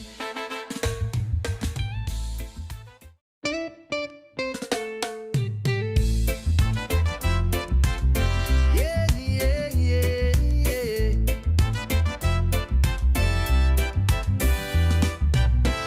Sunny days and ocean blue. Waves are calling me and you. Kincade Salciunas, 97.5, The Fanatic. Yeah! We need new rejoins. I know someone's going to listen to me. Do what you got to do. We need new rejoins. I'm going to keep doing it till we get them. It's funny. Do you want it to go away? Do you want that to go away? I want your to go away. Yes. Then you know what? That's how you can get it to go away. That's how you can get it to go away. Gunner, you want it to go away? That's how you can get it to go away. I mean, you sound like a combination of Fergie and Jesus in that. yeah, exactly. All right, so Benjamin Solak of ESPN. Yeah. The early or late 20s senior writer at ESPN. Not Benjamin Button. No, not Benjamin Button. Ben Solak did the 100 days to the 2025 NFL season, 100 things to know story, which we appreciate. Yes, gives us content. Yes. Yeah, we're 99 days today. So his first sort of list of things. Okay. 10 names to know going into the 2025 season. He's got Edgerrin Cooper with the Packers, Elgton Jenkins also with the Packers, Nick Caley, the new offensive coordinator for the Texans, because they fired the guy that's what was his name? Slowick, Bobby Slowick. Remember, he was the next hot commodity. Oh, he was hot. And then he was hot commodity. They had a bad year last year, and that was it. It was him and Ben Johnson were going to be the two new. Yeah. They both stayed with their organizations because they wanted to see what other jobs opened up. He didn't know his quarterback was just going to throw the ball to the other team all season long. He lost that gamble big time. Critical spots. But he does have one Eagle on this list as a name to keep an eye on, and he puts Keely Ringo on there. And it's a huge call. And it's something that we are going to keep a close eye on. And our own Andrew DeCecco, an hour and change ago, straight up said that's the guy he's going to be keeping his closest eye on during OTAs. Because I still don't know who this guy is. Like, I don't know. I watched every snap of his college career. Saw Keely do so many amazing things on the football field. I have no clue. And I know his skill set inherently. And I have no clue. Right. All I know is this. Last year, when given the opportunity, his defensive coordinator shied away from using him. That's what I wanted to ask you guys. Was his lack of a playing time last year, was it due to the talent in front of him, like Isaiah Rodgers just being better? There was or opportunities does it say last more year. about Keely Ringo not being ready? Could have been trust. There were other opportunities last year, and other guys played ahead of him. Yeah. And that same goes with Sidney Brown. Remember Trisha McCollum? And now he was coming off the injury, I understand. I got you. You know how I feel about Sidney Brown to begin with. McCollum played ahead of Keely Ringo, too. Yes, he did. All right. Significant ahead of him. He has 9 interesting schedule features. Interesting. And one of them is regarding the Eagles. And which game do you think it is? From a national standpoint. Oh, from a national standpoint, the Green Bay game. Yes. Yeah. with the tush push. After the bye week, the tush push, the Monday Night Football. I think everything. this line is great. So he says the Eagles and Packers play in Week 10. It's the tush pushers against the guys who tried to ban tush pushing. I've never been more excited for an eventual 4th and 1. And he's spot on. Like, I can't wait for the first 4th and 1 against the Green Bay Packers just to see the Eagles rub it in their faces with the tush push, man. I do too. I want to see. I want to see if Matt LaFleur will run it himself. Yeah, he will run it, and he'll run it with their tight end. That's what he did. He did that last year, No, too, but I mean, it's against the Eagles. Like, to me, that's going to be the ultimate. You're a freaking fraud. Well, it wasn't him. Remember, it was the NFL. Oh yeah, Yeah, that's right. He was It was forced. the NFL. Lastly, believe it or not, there was only 3 things out of the 100 storylines that involved the Eagles. So he did a 3 most improved teams, which he had Raiders, Bears, and Patriots. And remember, Shefty, a couple of weeks ago, said the Patriots will be the new Commanders this year, where they have that flip. Okay. Maybe it starts with Mike Vrabel. But he also did the 3 least improved teams. He has the Steelers, he has the Seahawks, and he has the Eagles on there. And I'll read it for you. Okay. He said it's not particularly revolutionary to claim that the Super Bowl champion is going to have a hangover. But boy, howdy, did the Eagles lose a lot of talent. In fact, 4,114 defensive snaps from 2024 now out the door with defensive lineman Milton Williams, Josh Sweat, and Brandon Graham, and D-backs Chauncey Gardner-Johnson, Darius Slay, and Isaiah Rodgers. Of course, they have young players waiting in the wings, but I'd expect a rocky start as they shake off the cobwebs. The Eagles start with the Cowboys, Chiefs, Rams, Bucks, and Broncos, 5 potential playoff teams. Things could get squirrely, is what he says. I'm going to roll my eyes. Benjamin? Yes. Yeah, I'm rolling. Benjamin, I'm rolling my eyes. Seriously. Stop. There's a lot of people that feel that way. You and I are in lockstep. Don't worry, Johnny. I'm with you on the front lines. But there are a lot of people that feel that way. I'm rolling my eyes. Now, I get what he's saying Even about Kevin Cooney wouldn't come with this take. I get what he's saying about the defense. Like, No, I believe that. No, that's and a- so that he is thinks a it's fair- going to be a rocky start. That is a fair take. That is an extremely Yeah. fair take. There's nothing wrong with that. There is absolutely nothing wrong with saying that at all. So I don't have any problem with that take. That's not. You just roll the eyes at the squirrely. Oh my gosh, it's going to get it's going to be off the rails. And by the way, I've told you over and over again, and Benjamin, it just takes a little bit of research to tell you that Super Bowl hangovers aren't a thing. I've done the research. We've done it on the show. Super Bowl hangovers are not a thing. When I read this, like I took it took me back to 2022, going into 2023 when they lost all those players on defense, coming off the Super Bowl loss to the Chiefs the first time. You lost Epps at safety. You lost both T.J. Edwards, Kaiser White. You lost guys on the defensive line. The issue is this time around, guess what? You have playmakers, all pro kind of playmakers on all 3 levels still. Like, you still have Jalen Carter. You still have Zach Bond. Yeah. You still have Q and Cooper outside. You're younger, too. Yeah, like, you have guys on every single level on defense. So, yeah, you lost snap counts and stuff like that, but you didn't lose your primetime guys. And again, just so somebody can Super Bowl hangovers aren't a thing. They're not a thing. It's not it's people say it because it's a term that they know. I had to teach our boy Billy Boy this. I had to teach Billy Boy this one. Billy Bats. He has plenty to say about sports in Philly. He's coming up at 10. Damn right he The does. Super Bowl hangover. Eagles with the Super Bowl hangover in 2023. Yeah. No, they were 10-1. A lot of hair of the dog, man. They were 10-1. So, like, you can't say they had a Super Bowl hangover when you start 10-1. All right, That was a great hangover. Coming up next, we'll get back to our text messages. Want to hear more about the retaliation conversation for people. And also, I just saw this pop up on my timeline, so it's not on the handy-dandy show sheet. How much should you listen to your former legends of a franchise when it comes to decision-making?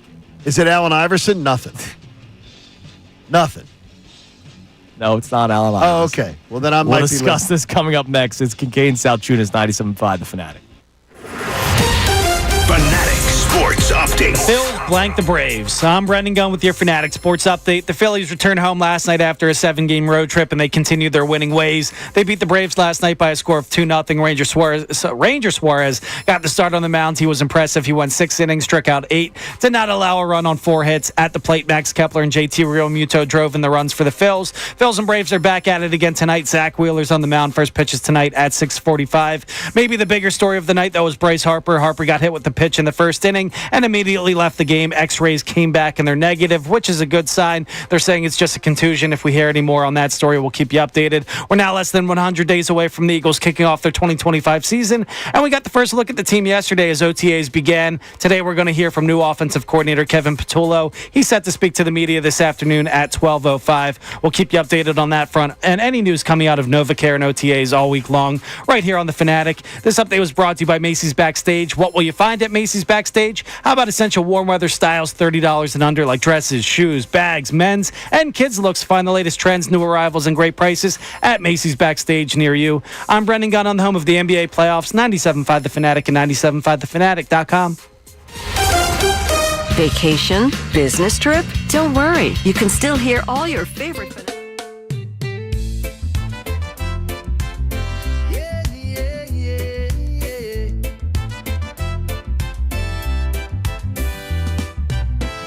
Sunny days and ocean blue. Waves are calling me and you. Surfboard ready, time to ride. Feel the freedom, feel the tide. Summer on the beach, oh yeah, oh yeah. Walking on the sand, no care. Surfing in the sun, so free. Just the beach, the waves and me.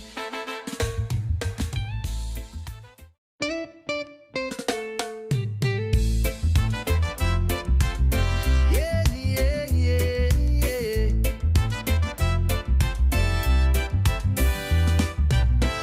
Sunny days and ocean blue. Waves are calling me and you. Surfboard ready, time to ride. Feel the freedom, feel the tide. Summer on the beach, oh yeah, oh yeah. Walking on the sand, no care. Surfing in the sun, so free.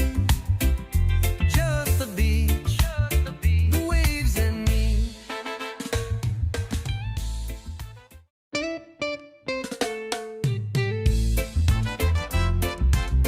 Yeah, yeah, yeah, yeah.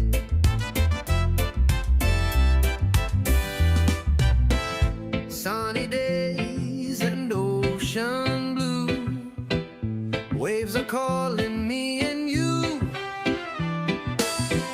Surfboard ready, time to ride. Feel the freedom, feel the tide. Summer on the beach, oh yeah, oh yeah. Walking on the sand, no care. Surfing in the sun, so free. Just the beach, the waves and me.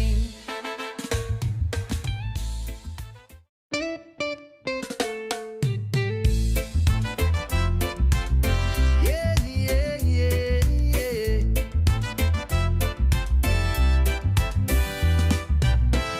Sunny days and ocean blue. Waves are calling me and you. Surfboard ready, time to ride.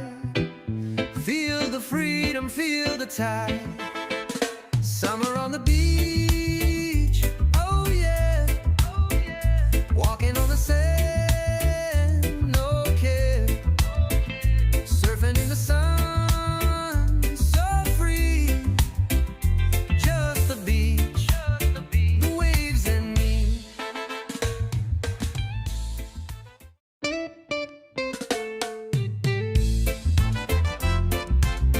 Yeah,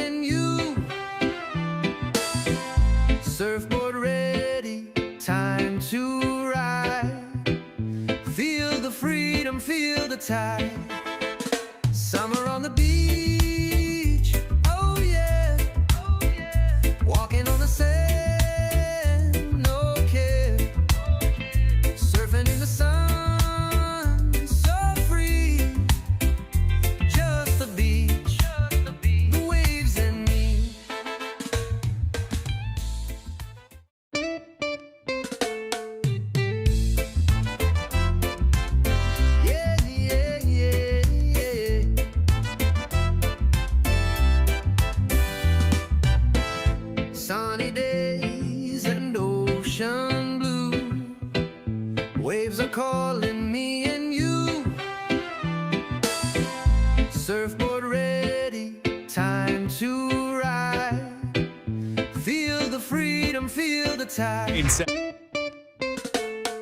Our text line here momentarily about any of our topics. Obviously, the big one has been the retaliation conversation after Bryce Harper exits the game in the first inning yesterday, getting hit by Spencer Strider, and then the Phillies never retaliated. And again, I am pro retaliation to an extent.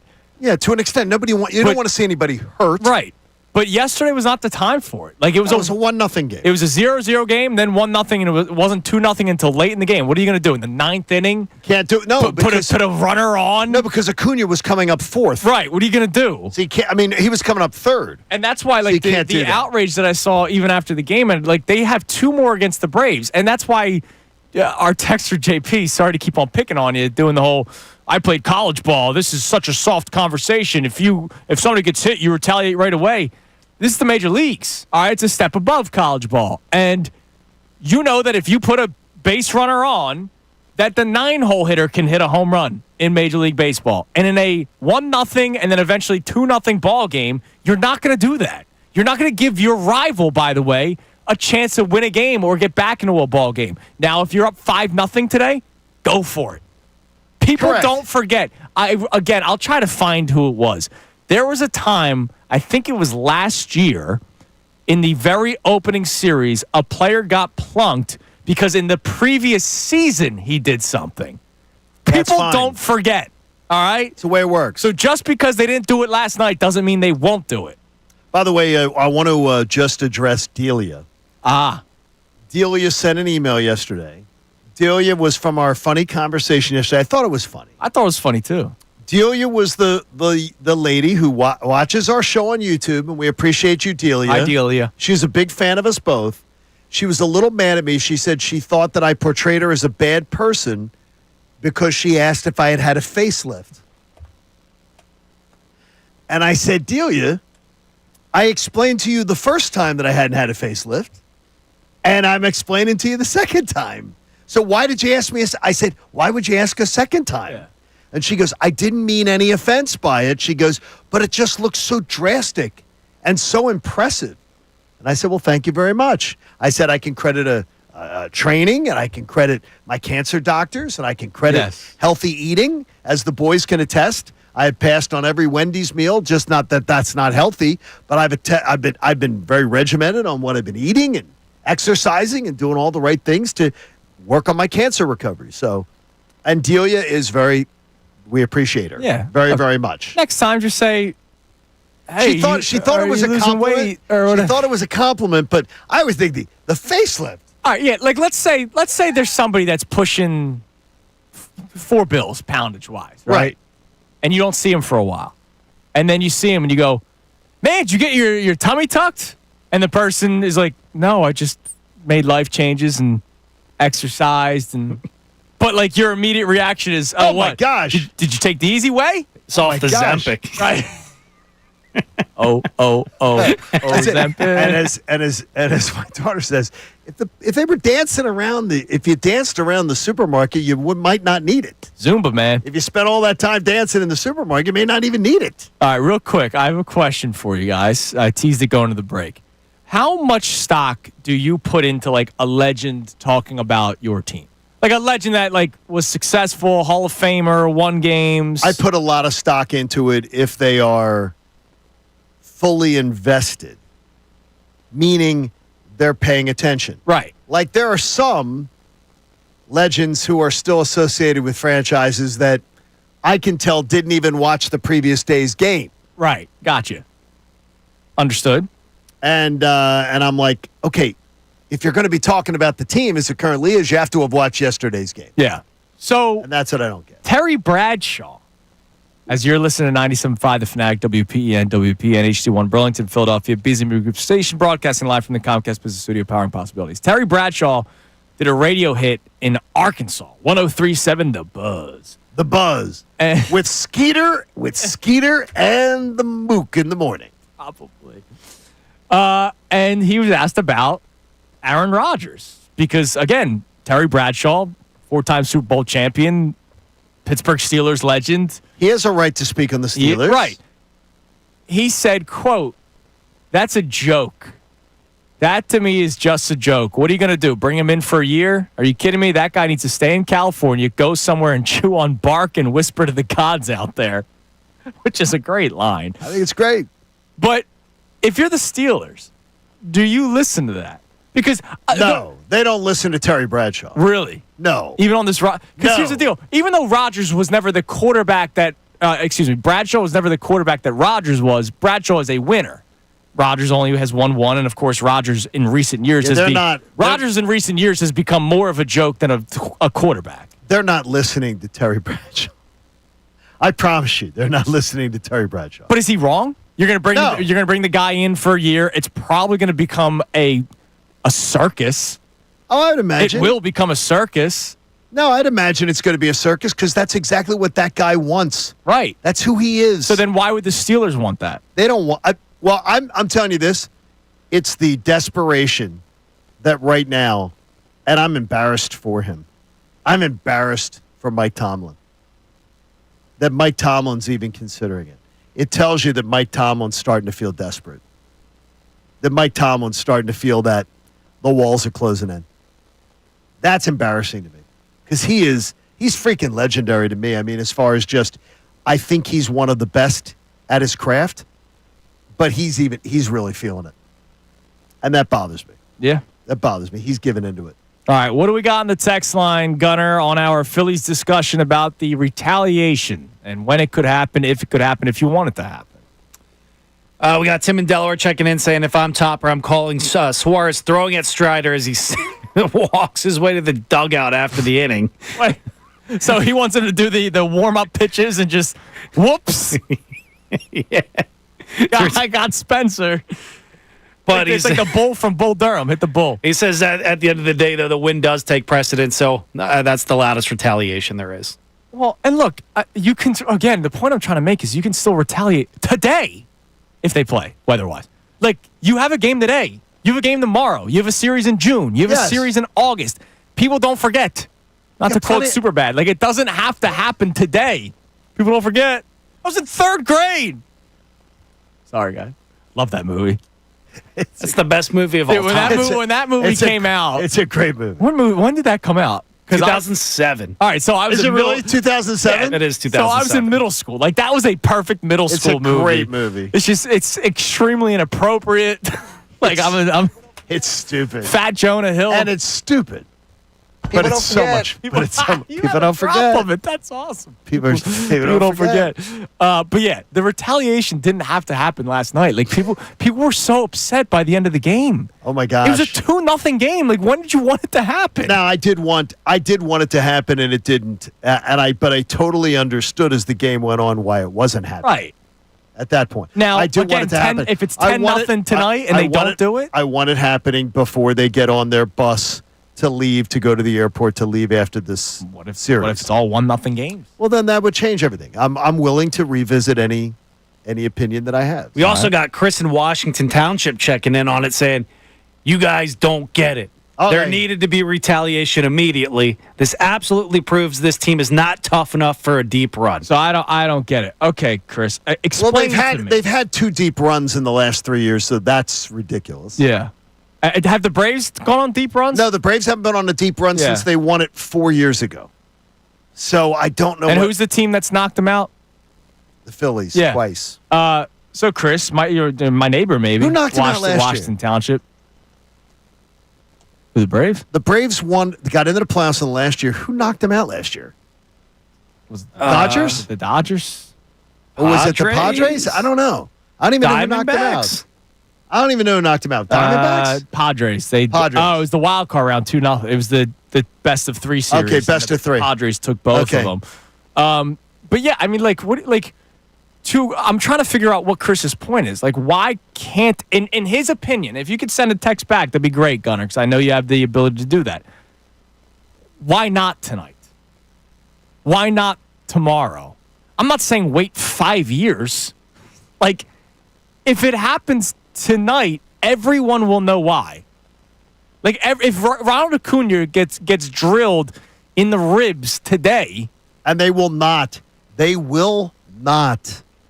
be kicking the starting pitcher out of the game if he's hit tonight. So unless it is a head-hunting incident. So what's the difference between today and tomorrow other than the date on the calendar?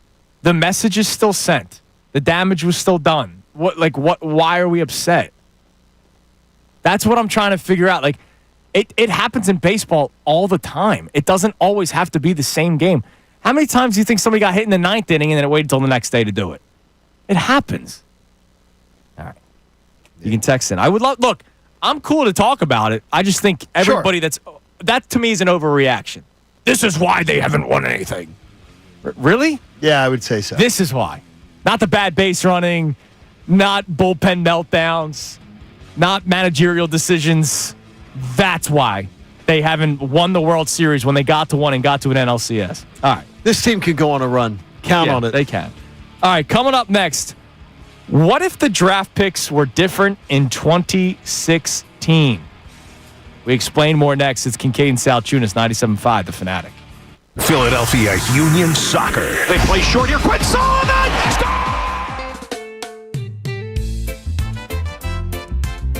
Yeah, yeah, yeah, yeah.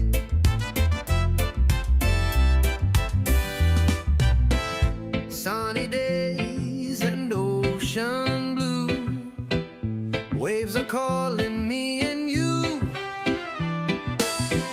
Surfboard ready, time to ride. Feel the freedom, feel the tide. Summer on the beach, oh yeah, oh yeah. Walking on the sand, no care. Surfing in the sun, so free. Just the beach, the waves and me.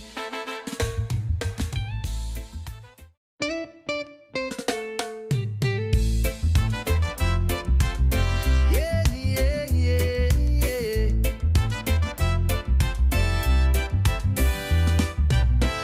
Sunny days and ocean blue. Waves are calling me and you. Surfboard ready, time to ride. Feel the freedom, feel the tide.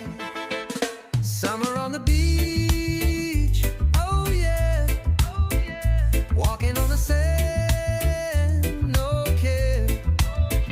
Surfing in the sun, so free. Just the beach, the waves and me.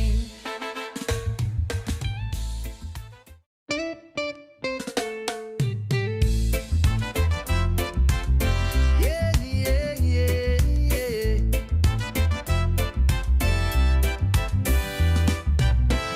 Sunny days and ocean blue. Waves are calling me and you.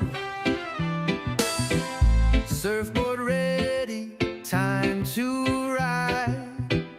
Feel the freedom, feel the tide. Summer on the beach, oh yeah, oh yeah. Walking on the sand, no care. Surfing in the sun, so free.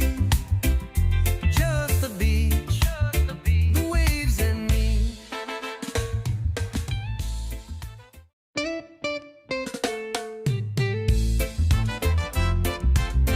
Yeah, yeah, yeah, yeah.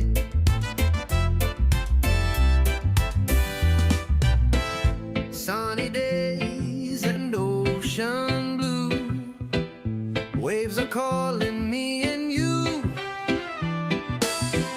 Surfboard ready, time to ride. Feel the freedom, feel the tide.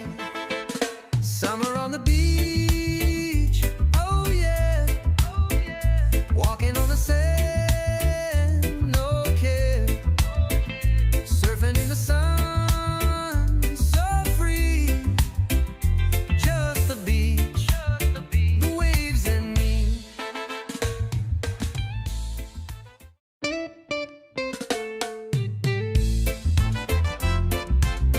Yeah, yeah, yeah, yeah.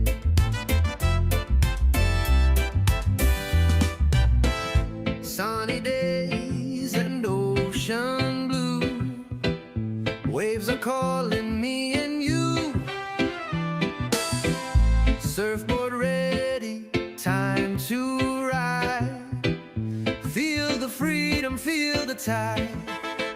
Summer on the beach. Oh yeah. Walking on the sand. No care. Surfing in the sun. So free. Just the beach. Something yesterday for today's show, and it's honestly not something that I've ever really thought about because I don't really know why. It wasn't necessarily consensus 1 versus 2 back in 2016 when the Rams selected Jared Goff with the first overall pick and the Eagles selected Wentz number 2. I think we all got that sense that that's how it was going to go. When the Eagles made the trade, I do know this. When they made the trade, they did not know which way it was going to go. Right. They did have a lean Correct. of where it was going, but they did not know where it was going to go. Because I remember, even I was producing Middays at the time, majority of our guests that we had on was to talk about Wentz. Because that's where we thought it was going to go. We thought it was going to go that way because Wentz was not the Wentz by nobody's means was the consensus number 1. Correct. So Amon-Ra St. Brown has a podcast, and he had Jared Goff on, his quarterback with the Detroit Lions, and they started talking about 2016 in the NFL draft, and it's just not something that I necessarily thought about. We hardly ever think about it, do we? No. So here was Goff talking about 2016 and a what-if scenario. I was in Philly on a visit when the Rams traded up to 1. Ironically, I was in Philly. And I met with Doug Peterson there, and he had said something like, well, I guess we're not going to be able to take you. And I'm like, I guess not. Everyone kind of knew the Rams had their eye on me. And about a week later, I visited the Rams. And ironically, again, on that day, Philly traded up to number 2. So at the time, I liked both staffs. I was good with either LA or Philly. So there was a chance that the Eagles could have, if the Rams didn't jump them at 1, have had interest in Jared Goff. I think they would have picked him. So you feel comfortable saying that? Without question, I think he would have been the pick.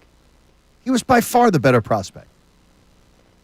He was by far the better prospect. He is a 4-time Pro Bowl quarterback in his 8 years as a starter. And to me, that is he's like, he is a guy that he's had a career, and for whatever reason, I don't know what it is, but he just gets ridiculously, stupidly trashed by people it doesn't make sense. I do wonder how much that Super Bowl is what people lead with, the one against the Patriots, which was a terrible Super Bowl. They scored 3 points. Super Bowl was terrible, but he threw 3 picks in the divisional game last year. Like, sometimes in the biggest moments, he doesn't show up, and that's what the argument is. And Tom Brady had a terrible Super Bowl. Yeah, he did. But what Gunnar was saying, we have seen Goff come up small in playoff games before, and maybe the fact that the Rams were so comfortable moving on from him. They got Stafford out of it, which obviously worked out for them. They ended up winning a Super Bowl. He's had 8 years as a quarterback. Okay? Yeah, he's had a successful career. He's had 8 years as a quarterback. He's a 4-time Pro Bowler. He's been to NFC title game. He's been to the Super Bowl. He's been to title games 3 times. Okay. He has thrown for 35,000 yards, which in 8 years of a career is a really, really good number. Amazing number, in fact. And look, he's been part of the. I know the Lions are, the rough ground and pound team, but he's been a big part of that turnaround. The in minute that franchise. they got him, he has been a critical part of that turnover. I mean, he has been mission critical to where the first year they didn't have anybody around him, but the 9-8, 12-5, 15-2, right? Huge part of that. And by the way, even when they were 3-10 that first year and they had nobody, he was still 19-8 touchdown interceptions, passing for almost 3,300 yards. Then he throws for 4,400, 4,500, 4,600. He has been an incredible quarterback for them. He is also, too, he's going to be on pace. His numbers are going to be, he's 30 years old. Yeah, he's still young. His numbers are going to be Hall of Fame-ish. Big time. He's been to 3 title games already and a Super Bowl. He's going to have Hall of Fame numbers that are going to be He just comparable. doesn't scream Hall of Fame player, you know? Is he like he Phillip just doesn't. Rivers, dude? Like he's a No, guy he's that, better. No, he's already more successful. He's already more successful than Philip Rivers. Then Yes, he's already more successful than Philip Rivers. because he That got is- to a Super Bowl. Yes. So he's already, and he has 3 title games. So he's already more successful when he's at 30 years old. He's already more successful than Philip Rivers. Yeah, but it's the same thing. We're just arguing stats. No, he like came at the end to of the day, no, he was with a win. Rams team that was terrible, a terrible Rams team. And people And his- credit that to Sean McVay Right, more they so go than they do. McVay. Okay, so he gets no credit. Nobody's saying he doesn't get any credit, but his people first give year the as credit to McVay more than Goff. His first year as a starter, he throws for 3,800 yards. His second year, 47, almost 4,700, 4,600. I mean, he's like, then he goes to god awful Detroit, and he makes them a winner too. He did not single-handedly make them a winner. Like he's a nice quarterback. He's a big part of it, but he's not. You're right. Like I don't He's a look nice quarterback. How far down the quarterback list do you go before you do you go outside the top 10 before you pick No, Jared he's Goff? probably in the bottom half of that top 10. Right then. That's fine then. Yeah. No, he's a top 10 NFL quarterback. That's better than saying He he's might a be the nice McNabb quarterback. of this era. Then, like he's good No, enough he's to already- get you there. He has nice little stats, but He's he's already- never going to win. What do you mean he's never going to He's win? not going to win at all. You do love yourself from Jared Goff. He's 30. No, I'm saying it's a mockery that these numbers, he is a hell of a quarterback. And it's just you don't think he can win? You don't think Jared Goff could win a Super Bowl? Here's what I'll You're say- telling me the quarterbacks that have won a Super Bowl, you're telling me with his resume, Here's what I'll you're say. telling me he can't win. Does he? I'm curious. It's ridiculous to say that. I am curious to see how he looks this year without Ben Johnson. I'm curious to see. Look, he's had 2 great has had 2 offensive minds. amazing Sean offensive McVay minds. and Ben Johnson, 2 amazing offensive minds that he Amazing. got to work with. I'm curious to see how it looks this year. He has. Hell, I don't even know who's the Lions' new OC. Do we even know who that is? Oh, I do not know. Remember they were going to interview Honey Buns? It's John Morton. I think they hired from within, correct? John Morton. John Morton. By the way, you talk Well, about guess what? Morton makes honey buns. you talk about Kevin Patullo and the first time being an offensive coordinator. Uh-huh. This guy was an offensive coordinator with the Jets for a season back in 2017, and that's it. But he's already called plays. Yeah. Oh, and he was an OC with USC back Adam in Gase might have been that 2010. Jets head coach, though. So it might have been Adam Yes, Gase's offense. I think you're right. So he could have been that. Remember the Adam By the Gase, way- the eyes? No, it was Todd Bowles. Todd Bowles Bowles, was the head By coach. the way, I was all about the Gase. Oh, yeah? Over Doug Peterson. I was actually chanting that. Worked out for the Birds, man. Yeah, it did. I wanted Adam Gase badly. All right, coming up That would next. have ended badly. We'll get more text messages. Also, could this be a boring summer for the Eagles? And do you mind it? We talk about that next. It's Kincade Salciunas, 97.5, The Fanatic. Fanatic Sports Update. Phils shut out the Braves. I'm Brendan Gunn with your Fanatic Sports Update. The Phillies returned home last night after a 7-game road trip, and they continued their winning ways. They beat the Braves last night 2-0. Ranger Suarez got the start on the mound, and he was impressive. He went 6 innings, struck out 8, did not allow a run on 4 hits. At the plate, Max Kepler and JT Realmuto drove in the 2 runs for the Phillies. The Phils and Braves are hopefully back at it again tonight. We'll see what the rain says. Zach Wheeler is going to be on the mound. If so, first pitch is tonight at 6:45. Maybe the bigger story from last night, though, was Bryce Harper. Harper got hit with the pitch in the first inning, immediately left the game. X-rays came back. They're negative. That's a good sign. They're saying it's just a contusion on his elbow right now. We'll keep you updated on that story as well. We're now just 100 days away from the Eagles kicking off their season in 2025. And we got the first look at the team yesterday as OTAs opened up. Today, we're going to hear from new offensive coordinator Kevin Patullo. He's set to speak to the media this afternoon at 12:05. We'll keep you updated on all things OTAs right here on The Fanatic as well. This update was brought to you by Groundworks, your expert for basement waterproofing and foundation repair since 1997. Book your free inspection at groundworks.com. I'm Brendan Gunn on the home of the NBA playoffs, 97.5 The Fanatic and 97.5thefanatic.com. Texting, the easiest and most convenient.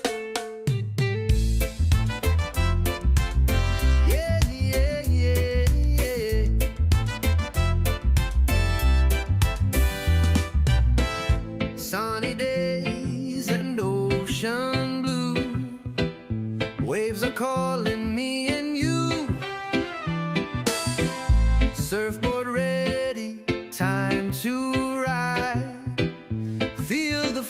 freedom, feel the tide.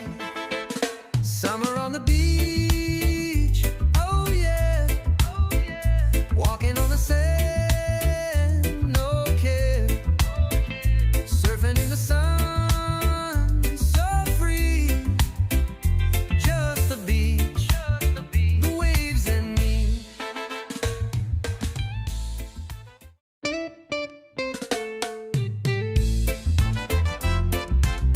Yeah, yeah, yeah, yeah.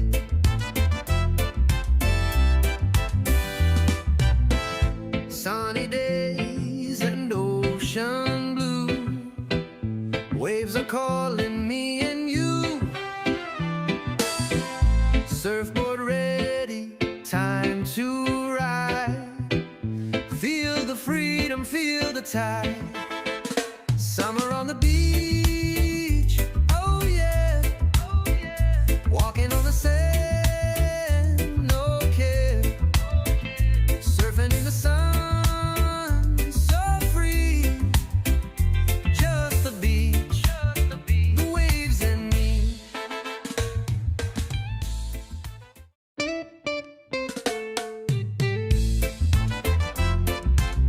Yeah, yeah, yeah, yeah.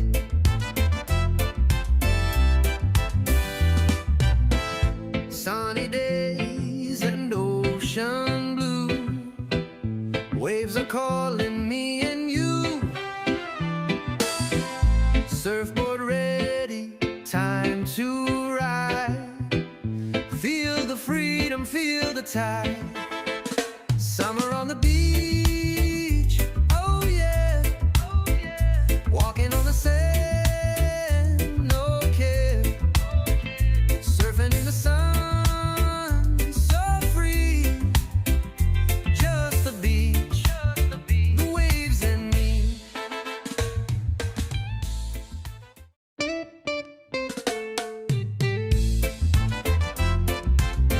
Yeah, yeah, yeah, yeah.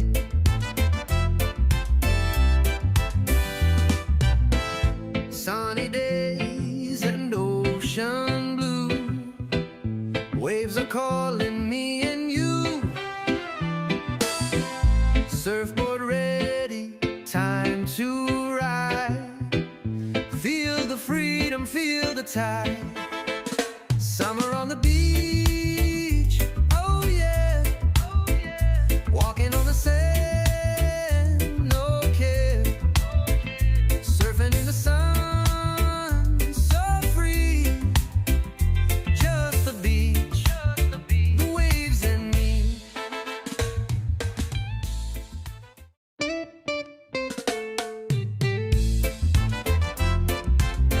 Yeah, yeah, yeah, yeah.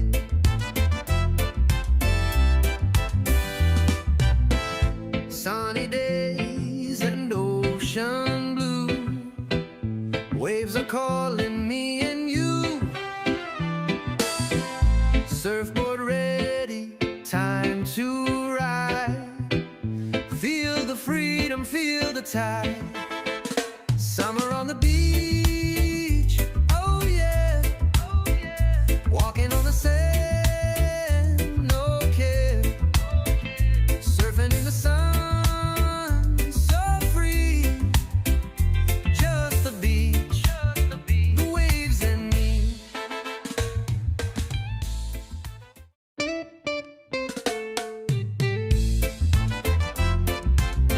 Yeah, yeah, yeah, yeah.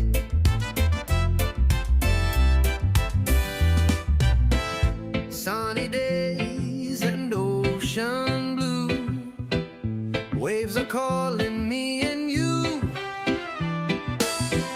Surfboard ready, time to ride. Feel the freedom, feel the tide. Summer on the beach, oh yeah, walking on the sand. 97.5 The Fanatic. Mike Missanelli Show comes your way at 10 o'clock with Bill Colarulo and Ray Dunn. And I know that the retaliation conversation will be coming up during that show as well, as we've been talking about it all day today with some other stuff mixed in as well. All right, give us a couple text messages that we got on that topic, Gunner. And then I have a question about whether or not this offseason, the rest of this offseason for the Eagles will be boring and whether or not you care about that. And I'll explain more because I was reading a story this morning on NBC Sports Philadelphia, and I was like, all right, bring on the season. All right. What do we got on the text line, Gunner? All right, we got somebody checking in by the name of Steve in VA.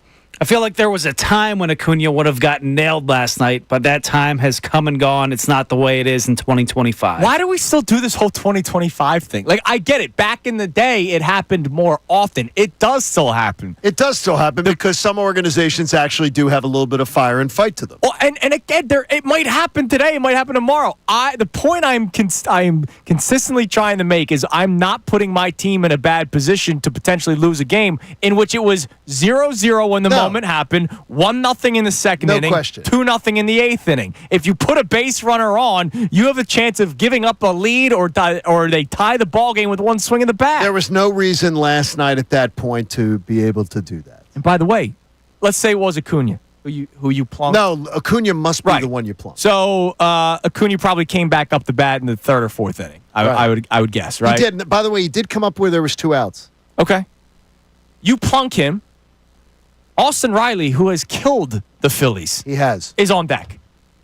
And it's a 1-0 ball game, and Austin Riley, who hits left-handed pitching very well, even though yesterday he only goes 1 for 4, he hits a moonshot off of Ranger Suarez, 2-1 Braves. We feeling better now because we got the plunk out of the way?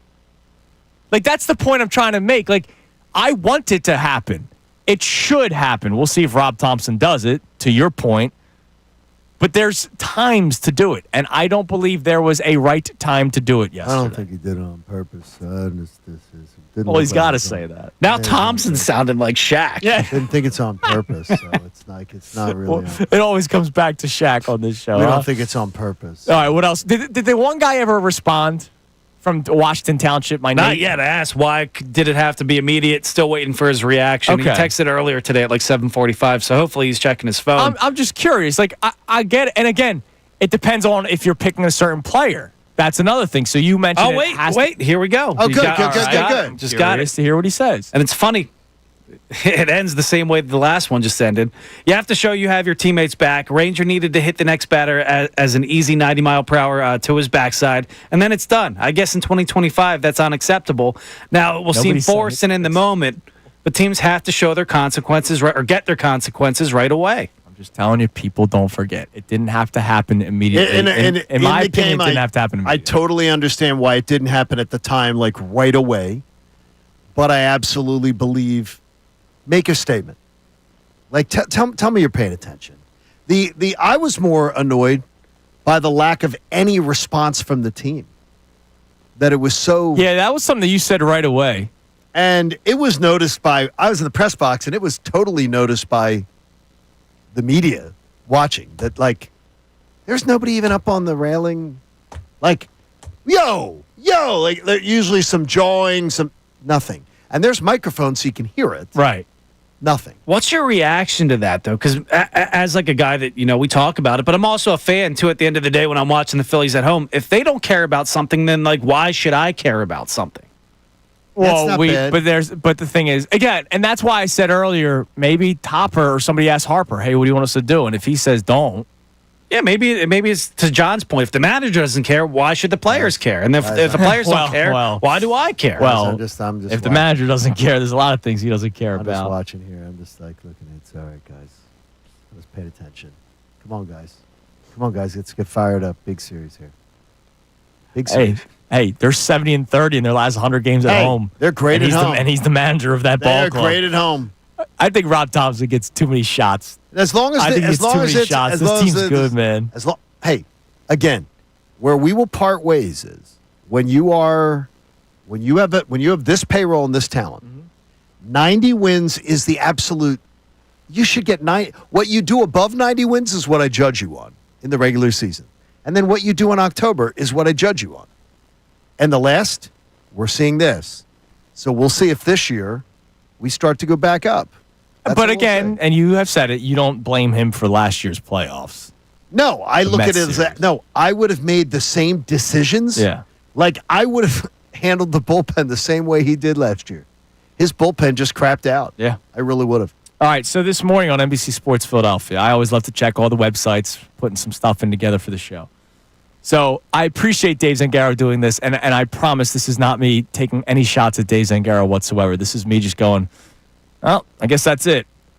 Top Eagles storylines heading into 2025 OTA. Okay. The number one storyline that he writes about is the new offensive coordinator, Kevin Petula. And I'll spare you reading like his explanations. But we all agree. Great minds think alike. We all agree that's like the number one thing going into OTAs and training camp is Kevin Petula. The next one is dealing with the target. Because the Eagles are the Super Bowl champions, everybody will be trying to beat the Super Bowl champions. Okay. And it's like, yeah. I agree. I think that's every year in every sport. Update on health. The players that got the surgeries at the end of the season, by all accounts, everybody's good. Now, Jahad Campbell, we'll see where he's at, and Nakobe Dean, we'll see where he's at. Okay, because but those we're are not the going two to guys. know. They're not going to let us know. Exactly, especially during OTAs. They're going to embargo a lot of that.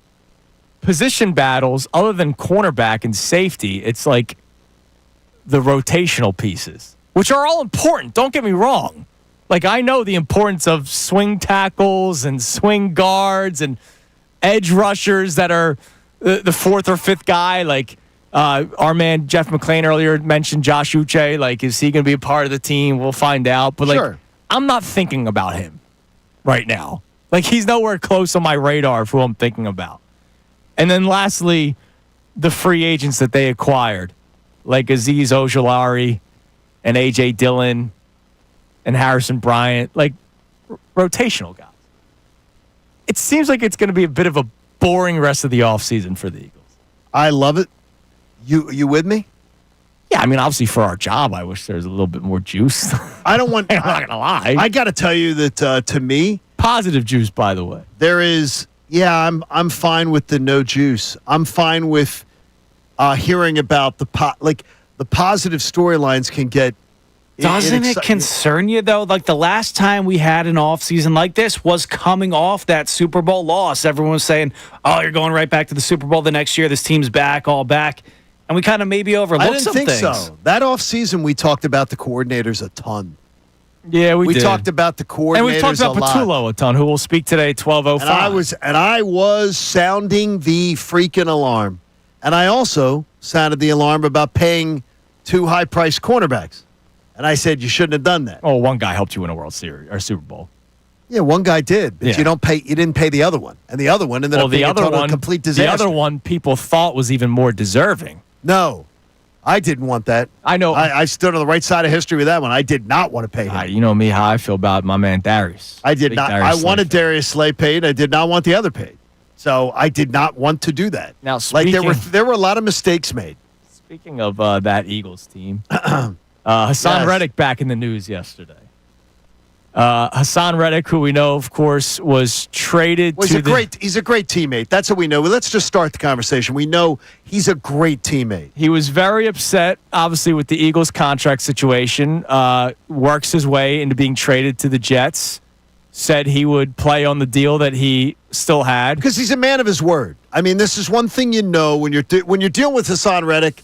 He's a man of his word. He then never a good teammate. Oh, just so you know, in case you forget, he never showed up with the Jets. Well, now you're spinning the conversation. He's a really good teammate, Andrew. Well, he eventually made it to the Jets. He played 10 games last year. He did. But I mean, all he wanted to do was get paid. I mean, the guy he just wanted to get paid. Well, now he's with the Bucs. He signed a 1-year deal with the Tampa Bay Buccaneers. Well, I'm sure he's going to put all his effort into making sure the Bucs go and win a Super Bowl because he's a good teammate. He did not show up to OTAs. I'm sure he had something going on. Probably his Monster knockoff, Monster Energy knockoff. An old lady broke down along the way. See, this is where you're going to skew things on my man Hassan Reddick, who was just a great teammate.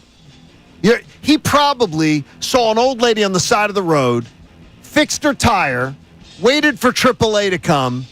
And you're going to try to skew it that he didn't show up. Maybe that's what it is. I don't know. I haven't heard from Hassan. You're a bad human being, dude. it upsets me because it's a great time. I'm wearing my Temple gear Yeah, today. I mean, I'm a little pissed at you right now because you're trying to portray Hassan Reddick as a bad teammate. I'm come on just now. pointing out the facts that he's not This kid, are you he's not kidding at me? OTAs. This kid, look, all he wants to do is win a championship. Everything he does is about winning. Disappointing, man. Yeah, isn't it great? It's disappointing. Isn't that great? Hassan, I root for you, man. Yeah, uh-huh. Rooting for you with the Cardinals. Yeah, Rooting for you, obviously, here.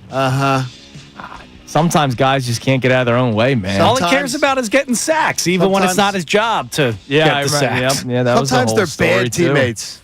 Yeah, it's disappointing. All right, coming up next, we'll check some text messages. We have the key three as well. It is Kincade and Salciunas here on 97.5 The Fanatic. We want to hear from you, so text us at 610-632-0974.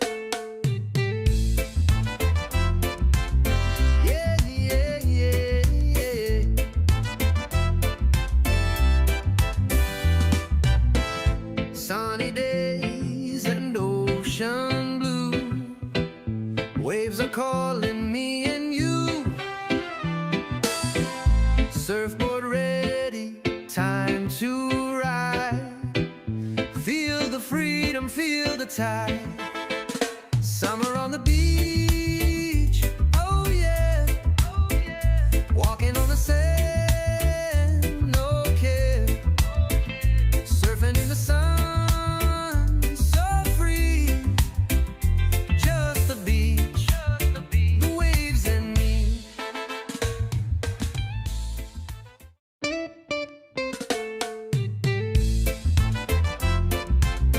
Yeah, yeah, yeah, yeah.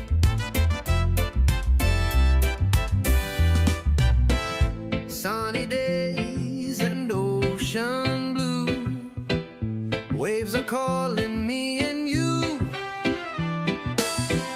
Surfboard ready, time to ride.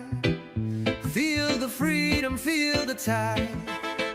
Summer on the beach, oh yeah, oh yeah. Walking on the sand, no care. Surfing in the sun, so free.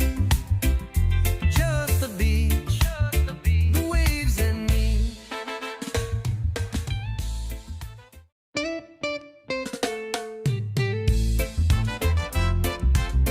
Yeah, yeah, yeah, yeah.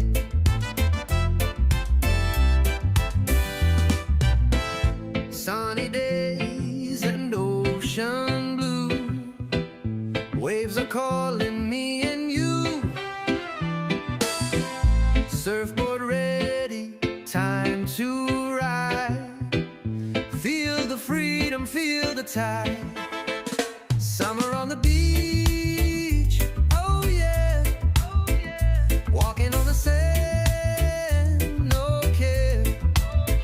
Surfing in the sun, so free. Just the beach, the waves and me.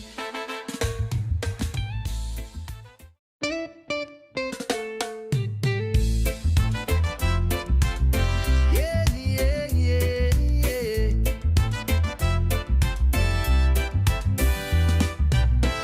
Sunny days and ocean blue. Waves are calling me and you. Surfboard ready, time to ride. Feel the freedom, feel the tide.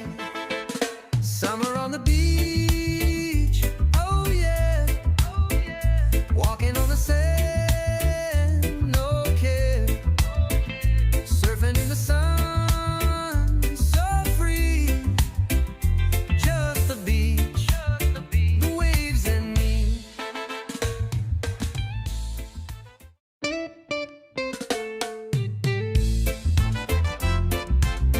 Yeah, yeah, yeah, yeah.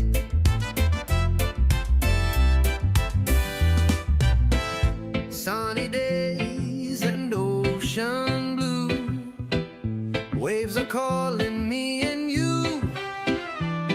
Fanatic on this Wednesday morning. Already I can't Wednesday, believe it's man. Wednesday. Well, yes, you can. We had Monday off. We did. On Memorial Day. We did, and General Hospital was preempted. I'll catch up today. However will you recover? No, I'll watch 2 episodes today. Honestly, I think you're more upset about that than when you've been told that you've had some health issues. No, it's your all right. Your general hospital. Hey, now that Gio knows that he's Dante and Brooklyn's kid, now all the fallout begins. Man, I can't wait for you to fill me in on this. He's tomorrow. a quarter main out of Corinthos. I mean, it's trouble. Man, Come on, it's trouble. I'll fill you. Man, don't worry, you won't miss a thing. It's like it's real life. You won't miss a thing. Don't worry about it. He's got General Hospital. We got the Sixers. Like, we all got soap Well, they're all operas here. in the shuffling. city. We do all have soap operas. No. Everybody from General Hospital shows up for work. And when they don't, they say the role of Jason Morgan will be played by. Like they have another actor shows up. Like if Andrew was sick today, yes, they would on GH they would go, due to illness, the role of Andrew Salciunas will be played by, and then some other actor just Sam Castleton. He did a good job playing Embiid. Yeah, they do that with Joel Embiid. It's let's just say, I'm tired of it. Out the mud, Paul Reed. I'm telling you. Yeah, Andre Drummond, Tony Bradley. See, how many other centers can we remember that There's backed been up Joel There's been a Embiid? lot of nightmares. Put Amir Johnson out there every once in a while. Amir Johnson, yes. Rashawn Holmes. Hey, Holmes. Carl Landry. Yeah, it's Ellen trouble. Brand, like the second time for like one game. A lot of guys that were the backup centers to Joel Embiid. Yeah, at one point they drafted 3 in a row because it was like you don't know which guy you're going to get. You don't know which Look, one. They got Al Horford just in case Embiid missed time. It's like a box of chocolates. Unbelievable. All right, what else we got on the text line this morning, Gunner? As we've been reacting to the Phillies win over the Braves yesterday, but obviously the big story has been the hit by pitch. Bryce Harper exits the game again. No structural damage. X-rays came back negative immediately. Contusion. If they play today, we'll see if he's in there. We don't know if they're going to play today because of the weather. But then obviously people were upset that they did not retaliate, and I was totally fine with them not retaliating yesterday. I want to see it happen. A lot of our text messages have been, this day and age, blah, blah, blah. I would imagine that 20 years ago, if the game's 1-0, they realized that the game was 1-0. I don't think this is a day and age thing. At least my opinion. No, I do not believe, and I had to tell our man Frank. We love Raider Frank. Yes, love Raider Frank. There's zero chance. He says that they should have drilled in the top of the ninth when Acuna was up. They should have drilled Acuna and then let Romano deal with it. Yeah, and then Riley hits a 2-run home run. And I said that's absurd. Could you imagine the top of the order? Like, Could you what imagine? No, it would have been 2 outs. You would have put Acuna on first and let him deal with Austin Riley. I said that's absurd, Frank. There isn't a manager in baseball in any era that would have done that. 2 outs, you deal with Acuna and you get out of the game. Yeah. And he says, but look, he's a hockey guy. That's the way he thinks. So he gives us the win. And then let Romano deal with Riley. Okay. No, and then do you know what? If Riley hits a 2-run home run, what are we saying? Oh, this Romano guy couldn't get the save. Yeah. It's Why did Topper do that? Why did the Phillies react that way? Exactly. What do we got on the text line? We can never be happy. We got no name on. Oh, Bruce. It says, I like Brucey. attitude in baseball. Last night, the Phils showed no attitude by not retaliating for Harper. It looked like he was hit intentionally. Olsen would have been my pick. I don't think he was hit intentionally. I don't. It was just a very bad pitch. And to your point, maybe it was he came up and in on him to try to get him off. And then obviously he missed the spot a lot. I don't believe it's intentional, but I am okay with still retaliating. I know Spencer Strider tried saying it after the game that it wasn't. He said, I'm not a psychopath or something How about like this? that. I think he was sending a purpose pitch to get Bryce Harper backing off the pitch. Correct. And I think he lost control of it and it drilled Harper. Yeah.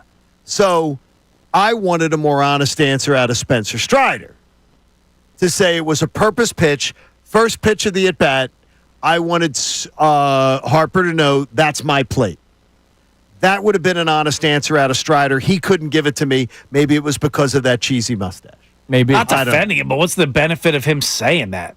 Like, it's an honest. Don't you want the Phillies thinking he is going after them? The Braves are going after them, so they're more scared in the box than just going up and in. I don't know. And by the way, I know that Harper's the best player on this team. Wouldn't Castellanos be the guy that they'd want to target? The guy that's literally killed them in the playoffs. And also, the thing is, though, is that who do you think, if you were to, because we were having this discussion last night, who crowds the plate the most? On the Phillies? Because he brushed back after he hit Harper. He could, in the next few innings, he brushed back Bohm and he brushed back Castellanos. So he continued to pitch inside. Yeah. That's what I wanted to see from Ranger. I wanted to see more uncomfortable Braves. They weren't uncomfortable. They were not last night. He did not make them uncomfortable. I don't get how you can say that when they had 5 hits and got shut out. Because they weren't. I want to see guys off the plate. I want to see them where they have to go. John, off the plate. It's again, I've brought it up a couple of times, not trying to sound like Al Bundy. It's the mental game when you step into the batter's box and you think you're the next guy that's going to get hit. I don't think they thought it was happening. You're already trying to hit a 90-mile-an-hour fastball with movement or these other off-speed pitches where these pitchers can put it wherever the hell they want. And now you're also thinking that you could get hit. They get 4 hits the rest of the game. And they got a first. Ozuna had a single in the top of the first inning, and then there was nothing. There's 4 hits the rest of the game. Yeah, I don't think they were. I just believe they were uncomfortable because they were all waiting for it. I don't think they were. I don't think they even gave it a thought. So I don't believe that at all. You don't think they gave it a thought? No, not even gave it a thought. Dude, I guarantee you each and every one of them goes, uh-oh. Look, you know what happened? When Bryce Harper got hit, so who made the final out in the first inning? Was it Olsen? I think it was Olsen. Ozzie Albies is probably going, oh, man, now I get it. Right, now I'll get it. Crap. I'm up next. I'm going to be the one that gets hit. That's probably what was going through his mind. And then once it doesn't happen, it's like, okay, they're not doing it. We don't know that. They're not doing it. No, and then Acuna goes, uh-oh. That means they're waiting. That means they're waiting for me. And then it doesn't happen, and they're like, no, it's a 90. It's a one-run game, and they're just not going to do it. Could be.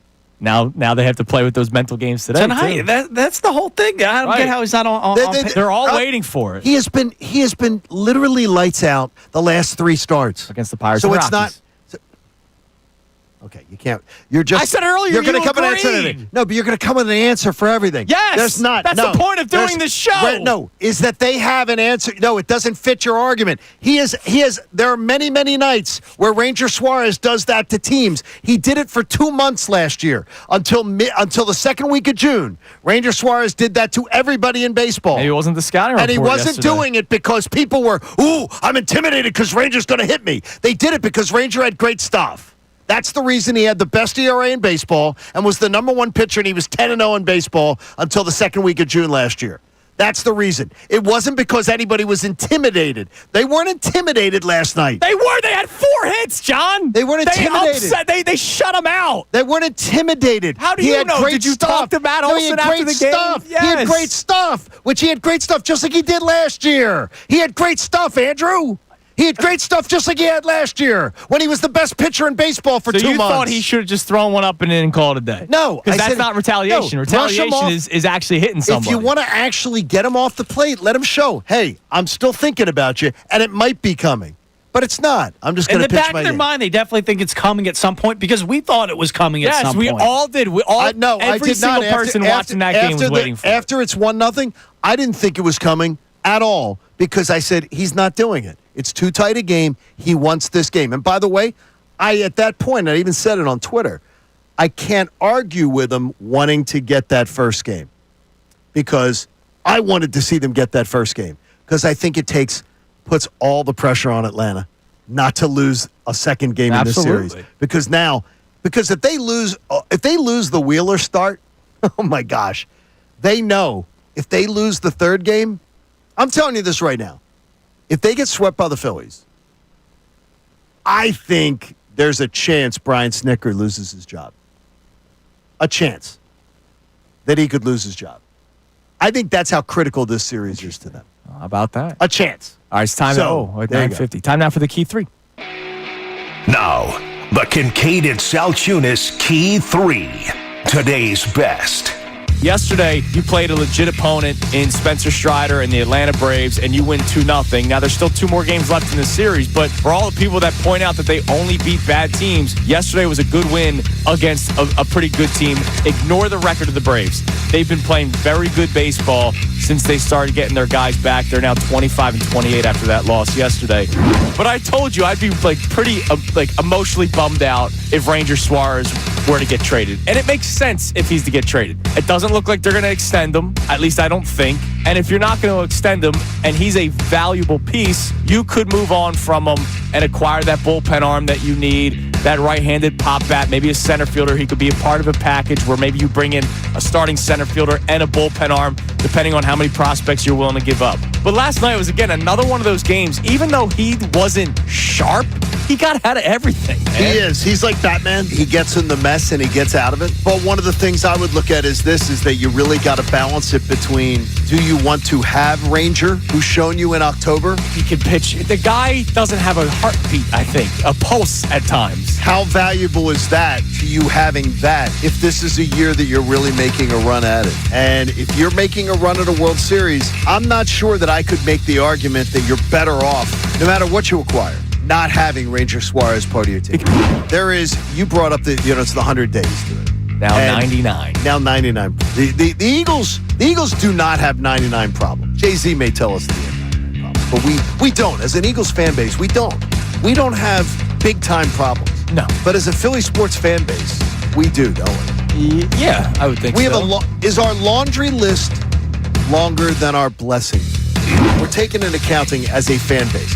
Yeah, things in Eagle Land are great right now. And I mean capital G great. But they're pretty bad in Sixer Land.